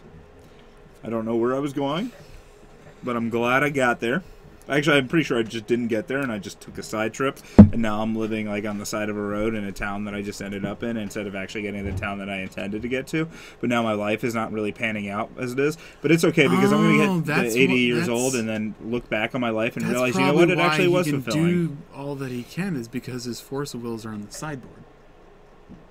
Sure. I was telling a story, and you interrupted me. Sorry. Rude. Rude. Cook whitebordering her vintage deck. Yeah, which she said was Doomsday. We're done, Andrew. We're done. We're done. Done. Gosh. Why is that? Kevin Hong! Thank you for following. You go in the quiet chair. Go in the quiet chair. Oh, jeez. Jeez. Nope, no talking. No talking South Park style. No fun. Anyway, both players seem to be sideboarded adequately for their tastes. Both of them shuffling up now. Ian doing a little side shuffle. Kyle doing a little pile shuffle. I'm waiting to see somebody pile shuffle, and then just it sorts their deck perfectly, and then they're just screwed. Because that's a statistic probability that all cards can line up perfectly. And I feel like it's easier doing pile shuffling. I don't know why it's easier doing pile shuffling, and I'm going to make an exaggerated and wild claim that if you pile shuffle, you will sort your deck perfectly, and you will just draw 4 of the same card in a row. I suppose. This is science, Andrew. Did I tell you you could leave the quiet chair? This isn't something. Cremingle, thank you for following, and Base Brawl, thank you for following. Well, I know that pile shuffling is not sufficient randomization.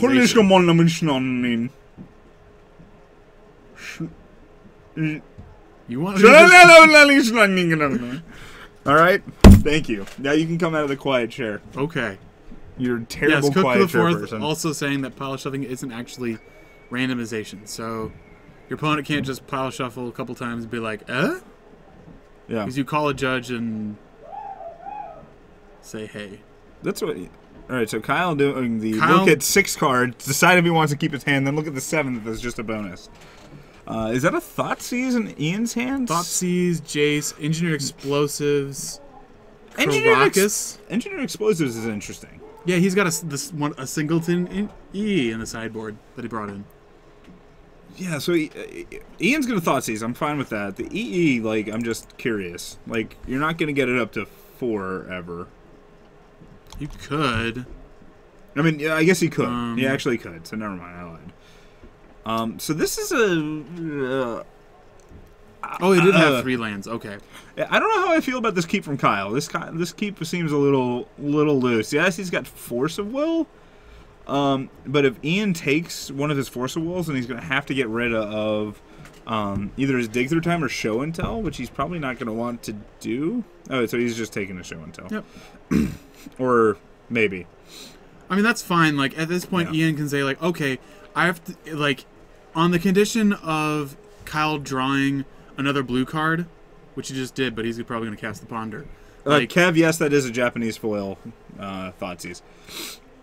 That Ian has to, like, he just knows that, okay, that there's 2 Forcibles in hand, that unless Kyle gets another blue card, and he gets a 3rd Forcible, geez. So, Ponder, what was the red card that he just showed? I want to say Ruination, but that's probably not it. Which would be sweet. Yes. But yeah, and so, I mean, like, Ian's going to have, like, all the time in the world, though, so, like, that's why this is just a little bit more awkward. Is that a red elemental? What is that? It looks almost like a pandemonium, but I know it's not.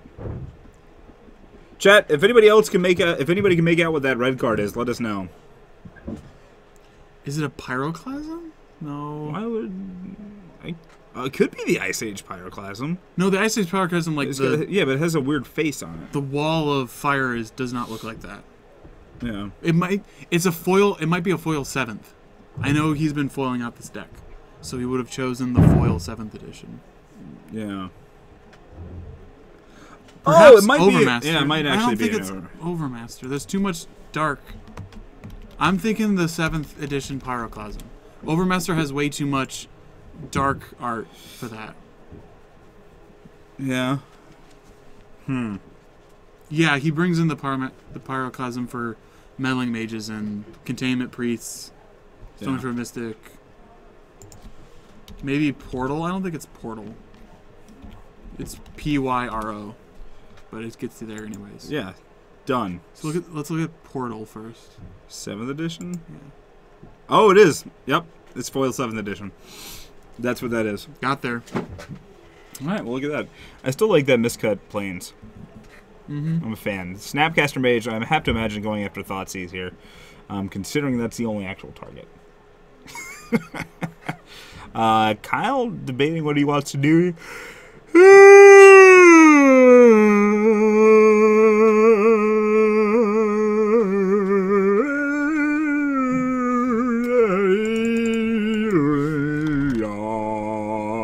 That's impressive lung capacity. I wasn't even done. One way of getting rid of excess Force of Will is just a Force of Will Thoughtseize, pitching Force of Will. Yes. No, he Force of Willed the Snapcaster Oh, Snapcaster Mage. Oh, save him the trouble. Which is fine, because I don't think you want that 2 power. Yeah, 2/1 just swing it in. That you have to Pyroclasm? Sorry, Boomerski. Jesus. I had a yawn, and then I was like, oh shit, I already yawned. I got to figure out some way to dig out of this. You just continue. Yeah. Just do not stop. That's, Yeah, Kyle sort of not drawing into anything new. Ian drawing into a Stoneforge. Kyle's still with 1 Force Maybe of they'll Will play in hand. land and play the Jace. Let's look what he's thinking about. I think that's fine here. Yeah, on an empty board, drop Jace, Brainstorm. Yeah, and you see the Force of Wills that Kyle had earlier, so you don't necessarily know about this one. It looks like Kyle's just okay with that resolving.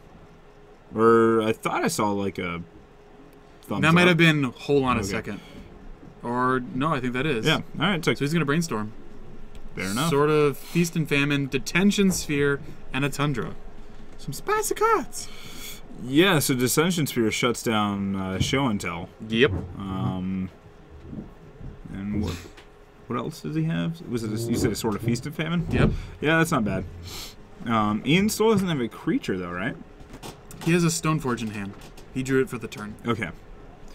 Or I don't know if he drew it for the turn. Yeah, so put back Christian Ryan, thank you for following. So we put back, yeah, I was about to say, I think you leave the swords because you're going to want to be able to put that in when you're going to go get, I'm guessing, Batterskull. Yeah, and like that, because he's putting back engineered explosives in the land, correct? Oh, well, and Ian's also got a Caracas in hand, too. So, something tells me Kyle's gonna have to do a lot of fighting to win this game. Yeah, I know one of the things that Kyle has been talking about bringing in is Horizon Dom. Hello, thank you for joining us. One of the things that Kyle has been talking about has been bringing in omniscience from the side, or he has also been he's been talking about doing that. I don't know if he's actually put those in the sideboard yet, but he has been running Jace in the sideboard. Yeah, and so why play Detention Sphere over Oblivion Ring? I think it's purely just because it gets the extra copies. It gets extra copies and has more versatility against other things. So,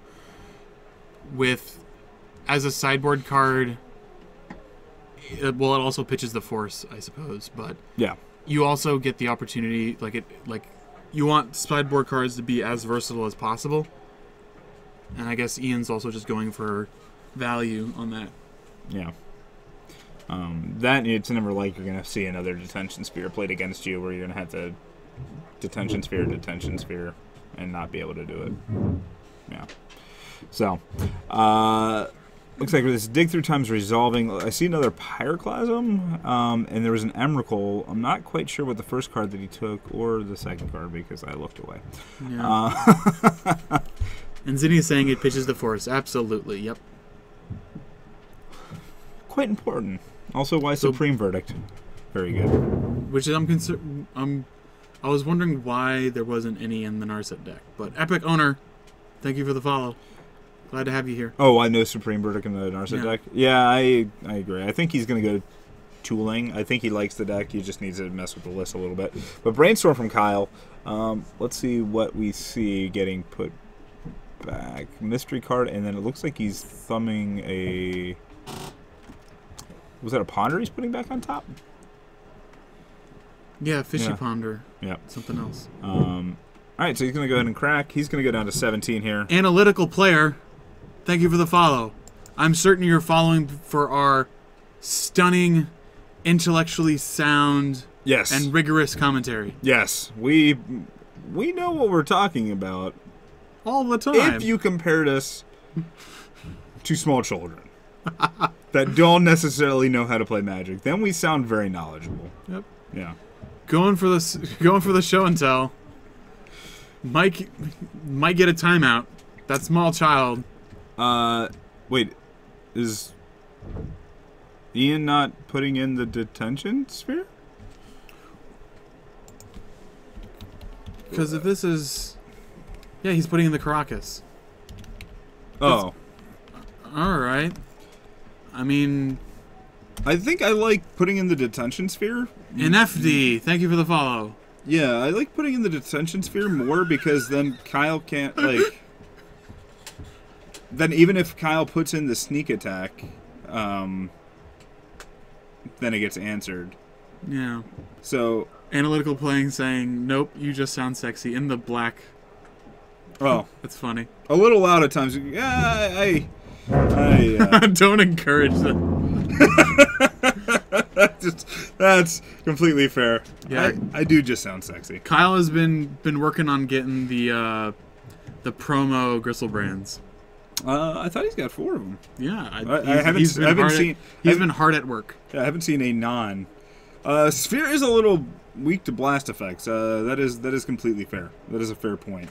But I have to imagine it's in the board, and are you really bringing them in against things that could have what is that in his hand, or he's pitching them? Oh, yeah, okay, he's going down to hand He moved size. to discard. Yeah, okay, yeah, there we go.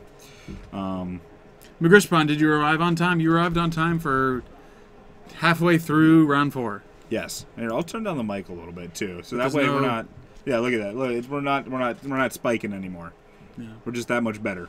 Let us know if we're too soft. Yeah, if we're too soft, let us know, guys. Otherwise, I hope we're better. You know, just in time to see Game 2 of the final round. Yes. Turn 1 Lackey says it best, always. Mm-hmm. All right, so here we're going to see a Stoneforge Mystic. I believe Kyle's deciding whether or not he wants to let this resolve. Because Ian still has the Sword of Feast and Famine in hand, correct? So there's the Batter Skull. I think so. Yeah. So this Which also seems good. Yeah. Wait, so soft? I'm not quite sure if they're...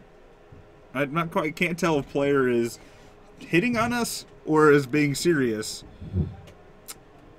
Okay, that's what I thought. So we're going to brainstorm here. Seems fine. Like, Jace here, like, he's got Stoneforge as a way to win the game. Like, Jace is just here being valued. Yeah, and that's a very good point that for Kyle, why he didn't just play the pedal instead of, pitching 3 of them. That's really true. Yeah, not even sure. I do not know. Yeah. I don't know. I'm not gonna lie. I've checked out a little bit. Checked out, God,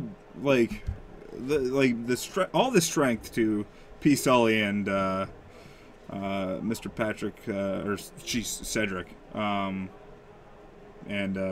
because doing this for like 9 hours that'd be intense. Yeah. That would be especially intense. When you're doing work the rest of the week, as Cedric does. Yes. I don't know how much, but. I mean, Patrick Sullivan does that too. Yeah. But anyway, we're gonna see whatever caffeine devices they use. I don't know. I don't partake. So there's a Thoughtseize from Ian. Kyle is just gonna go ahead and force a will that. Doesn't want him getting into all that goodness that he now has in his hand. Waste the volcanic. Fair enough. He's head on land, so it seems smart. Yeah. Let's see what else we can do. Shipping it back over to Kyle. Kyle going to draw a card. Kyle thinking over his plays. Obviously nothing, immediately speaking to him. Going to go ahead and crack. It's going to put him down to 15 here. And, yeah. So, I mean, if... Yeah, he could have then sacked the pedals to dig a second time that turn. I'm not sure what was that work. This might just be a hard cast. Maybe. I mean, this might just be a hard cast sneak attack. Say something right now, because... Yeah, it's... Okay. I'm guessing that's what he's going to be doing. Oh, he's just going to dig now. Oh, Kyle did lose a life in the Gross Brand. I'm sorry, guys. That's why there's 2 of us, and there's supposed to be somebody here to catch. Because you can't trust me to catch this. I'm sorry. I did say he was drawing 7. Do you see how I deflect the blame? This and is ladies and gentlemen, this is what you do in everyday life, all right? You just push it off. You just push it off, all right? Oh, gosh. Oh, so there's a blood moon that Kyle has. B-moon? Which at least would shut off the Caracas. I think it's worth considering taking, but it looks like he's going to Wouldn't stop him from casting and then equipping Sword and Feast and Famine. No, it would not. Just being like, ugh. But Kyle just thinks that there's a batter skull there. But it looks like Kyle put down the Emrakul and sneak attack at first, so it looks like he's reconsidering. Maybe not a lot of reconsidering. There's 2 blood moons. I think you just take both blood moons, jam them both. Just jam them both, and you know what? Can you beat this? It's Zaxi. Thank you for the follow. No, that's not. It's Itakzzi. That's how you say that. All right. Yes. Glad to have you here. Either way. Yeah. So here's a ponder. Kyle gonna look at the top 3. I'm also impressed that they have managed to play at a pace that has made 1.5 games go to 20 minutes left in the round. It's like my kind of pace. Yeah. Yeah. No comment. No comment on that. Dude, I know I play slow. I have been trying to play faster. I know. It comes with time and comfort with the deck. Yeah. So. Kyle is playing with his food. I don't know. Like, I think he might just think because he's been just brainstorming every turn that Ian might have a better hand than he does. Yeah. Yeah, and that's an Inquisition of Kozilek, so sure. But I mean, also like the sneak attack doesn't really do anything because Kyle's gonna have to, and with Kyle pitching all those pedals, like Kyle has to be able to play sneak attack and then activate twice, for the Caracas. Yeah. So we got Inquisition here. Gonna see all the goodies. Force of Will, Emrakul, takes the Pyroclasm. That's the only thing he can take, yeah. So I think he's trying to set up for the with the ancient tomb. I think he needs another red source. Yeah, he'll need. So yeah, because he But goes. ancient tomb almost gets him there. Almost. Blood Moon, so good. Because I mean, like he'll be able to go. Well, Ian will be left with 1 permanent, and then next turn he'll be able to put Grizzlebrand in. Mm-hmm. Yeah. Okay. Can he draw that red source? That's the important thing. He's got to draw the red source with his last petal. I think now, like now he plays a land, is able to both cast and equip. No, I don't think he wants to. Oh, he's gonna tap. All right, he's gonna tap the Caracas to get in with. Oh, then it's gonna untap because of the sword. Yep. Yeah. Untaps all lands. Yep, that's But he's like, okie dokie. and so he's gonna He takes 3, goes to 5. he's gonna have to pitch a card. Has to discard a card, and Ian gets to untap all his lands.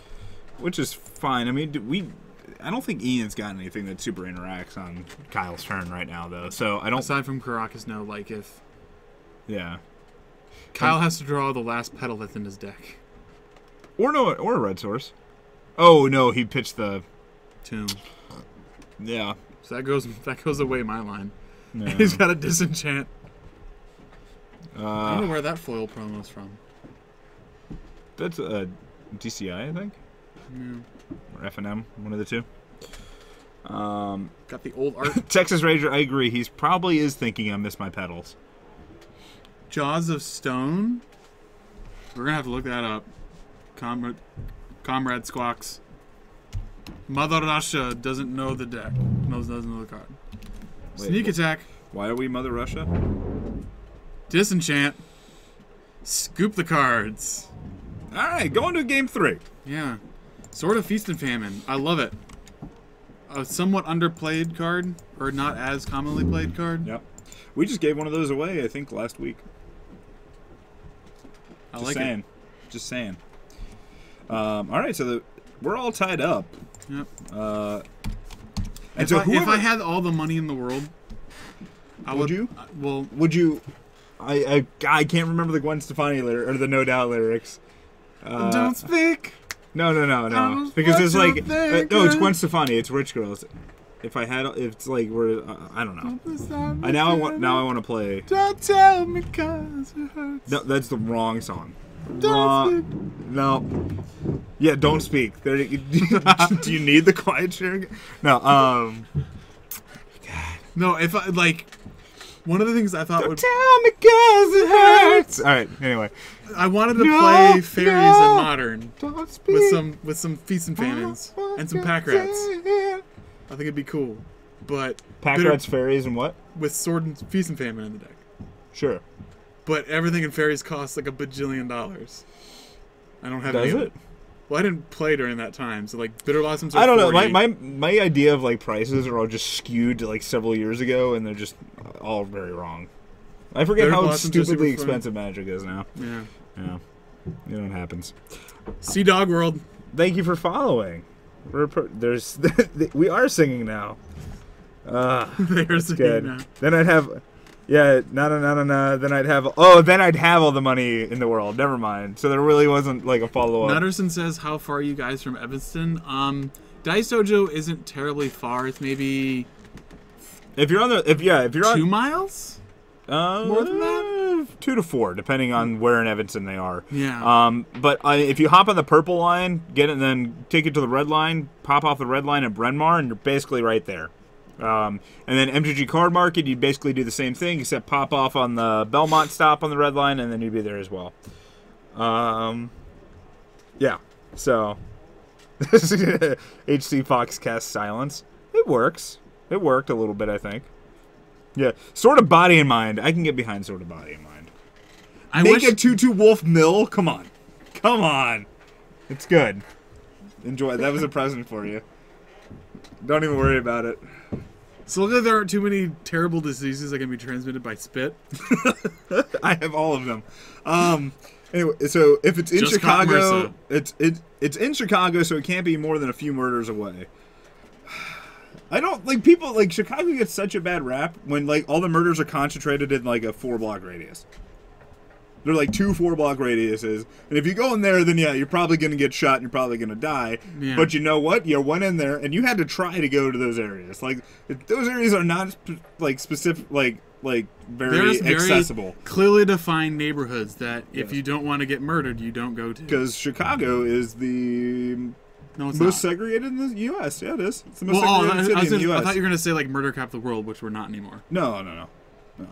That's Detroit. No, Get it's it not, right. Not No, even. I know. It's a joke. God damn it, Andrew.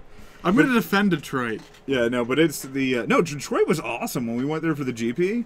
Like, I like Detroit a lot. That was... It's like... Kyle's taking a mulligan, by the way. Yeah.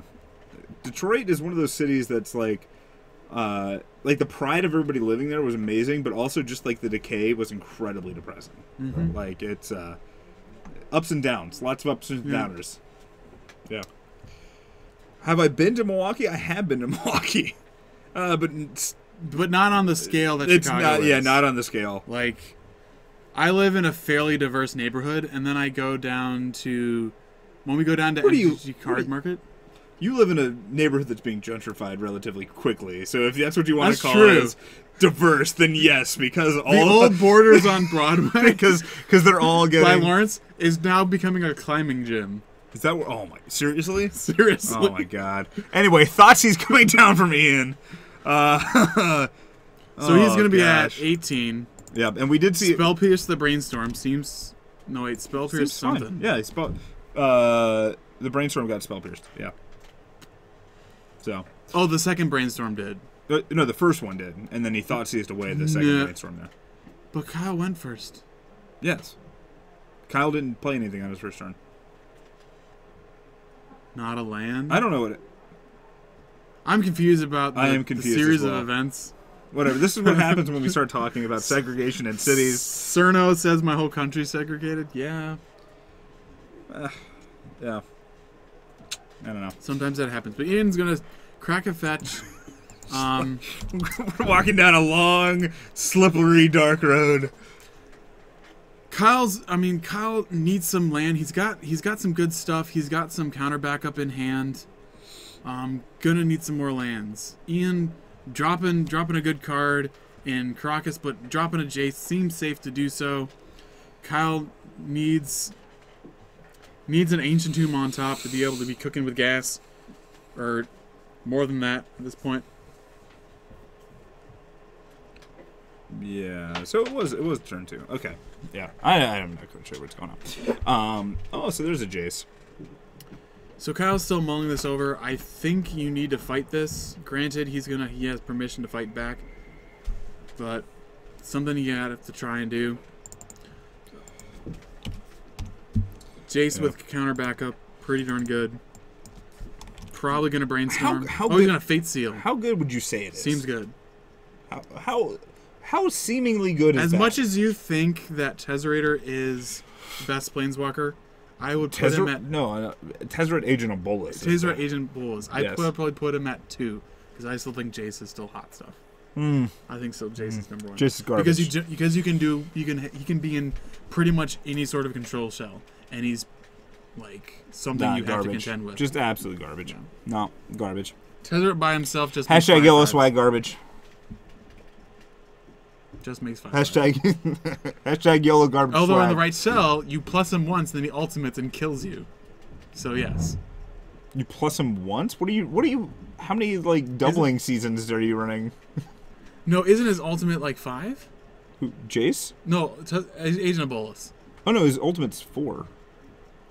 You plus him once and you ult him. That's what I'm saying. Yeah. You plus him once. He starts at 3. Yeah. Or you put him down to 2 and you get a 5/5. That's probably what you were saying the entire time. I just was kind of listening. Again, you don't listen. I don't listen. No, not at all. Not at all. War Hero, hello. Schwarbage.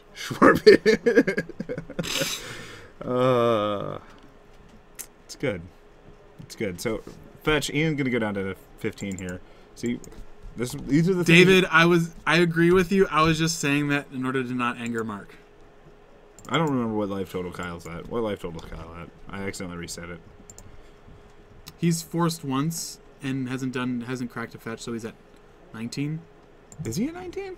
I thought he... Kyle? Did he take a hit? No. Ian's fetched twice. Don't give me your forced, lip. I don't want... And thought seized. That's a lot of lip. A lot of lip. A lot of lip. These guys are going to draw. These guys are going to draw. He's got 10 minutes and a Jace at 7. These guys are going to draw. This is an ultimate Jace game, I think. No, I think so too. Hopefully. I hate when people like plus Jace and then like I'm gonna brainstorm. Jace the Mind. There we go. JC. Well, that looks really weird. There you go. There we go. You happy? You happy now? Just make you feel I kind of want to play inside? Jason Lands. Why not? You're putting everything else in there. Oh, but here we go. There's a pedal from Kyle. Gonna crack it in order to play Show and Tell. Ian has the Force of Will, debating whether he wants to do it. Pitch Jace. Seems okay. Looks like he is. Kyle, no permission in hand. Ian gonna go down to 14 from this, though. All right, so Kyle technically winning. I'd like to say this right now. There's a Notion Thief. End of turn Notion Thief. Because why not? Jeez. Notion Thief won 2 games in the semifinals of the Vintage tournament on Saturday. Because first time played it into a Jace Brainstorm. Second time played it into a Mystic Remora. Nice. You want to draw a bunch of cards? I'll draw a bunch of cards. How about we talk about Horda Notions? Because they like it. They have a lot. Like, Notion Thief would probably get a lot out of that, considering you have a horde of notions. Yes. To thieve. This makes perfect sense to me. Kyle going to 16, though, after this swing from Notion Thief, a 3-1 of, like, aggressively tiny butt, big hands. Kyle gets a Brainstorm, not doing much. Oh, man. Okay, excuse me, that wasn't a Brainstorm. It was a Wipe Away. Here's a Vendilion Click coming down from Ian. I'd take the Wipe Away. Yeah, I think so too. Like, that just... he's just keeping it? Yeah, but I mean, it doesn't matter because, I mean, like, Ian's got... I mean, he's got 2 different ways of killing him. Yeah, I think he's perfectly fine. Kyle can wipe away the Jace, that's fine. Unless you have a counter spell. So that's interesting. But Kyle gonna go down to 10 here. Be like, you let me draw this. Yeah, so he's... But Ian also could just be playing fucking mind games with him. He'd also just hard cast Force of Will here. Sure. So like, but, I mean, I don't think... Ian's already seen 2 Force of Wills. Yeah, so Ian doesn't have it. Ian's just bluffing here. I mean, he gets him down to 8. He gets him down to 8. He can't actually do anything. Is that another click in hand? What's this blue card? This is a Snapcaster Mage. Oh, then he's dead. He plays... That's what Kyle's... That's what Ian's trying to... So Ian's bluffing the counter spell. Actually, I think that might be a Swan Song. So never mind. He's not even bluffing the Swan... Like... A bit. See, I think... I like your play better. Just let him have it. He can't do anything. You just let him have it, puts him down to 8, he flashes that in, and he just swings for the win. Kyle to have... Well, now he has a blocker. Yeah, that's what I'm saying. Like, I'm not quite sure. He picked up a Brainstorm and then waggled it at the token. I don't know what that was saying. So can you stop this value? And Kyle said, no, sir. He's like, I targeted you with Brainstorm. I'm like, no, you can't do that. I don't know. I do not know.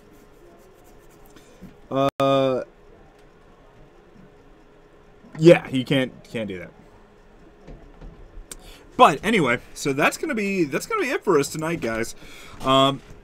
So if you like what you saw here, please follow us on Twitch. Also check us out on YouTube. All of our streams end up going on YouTube. Subscribe to us there. We appreciate that. Past that, we'll be back on Wednesday. Streaming from MTG Card Market. 7:30 Central Time. That's going to be some modern, and then we'll be back on this guy. Then we'll be back on Thursday, 7:30 Central Time. Also, again from MTG Card Market, streaming some Legacy.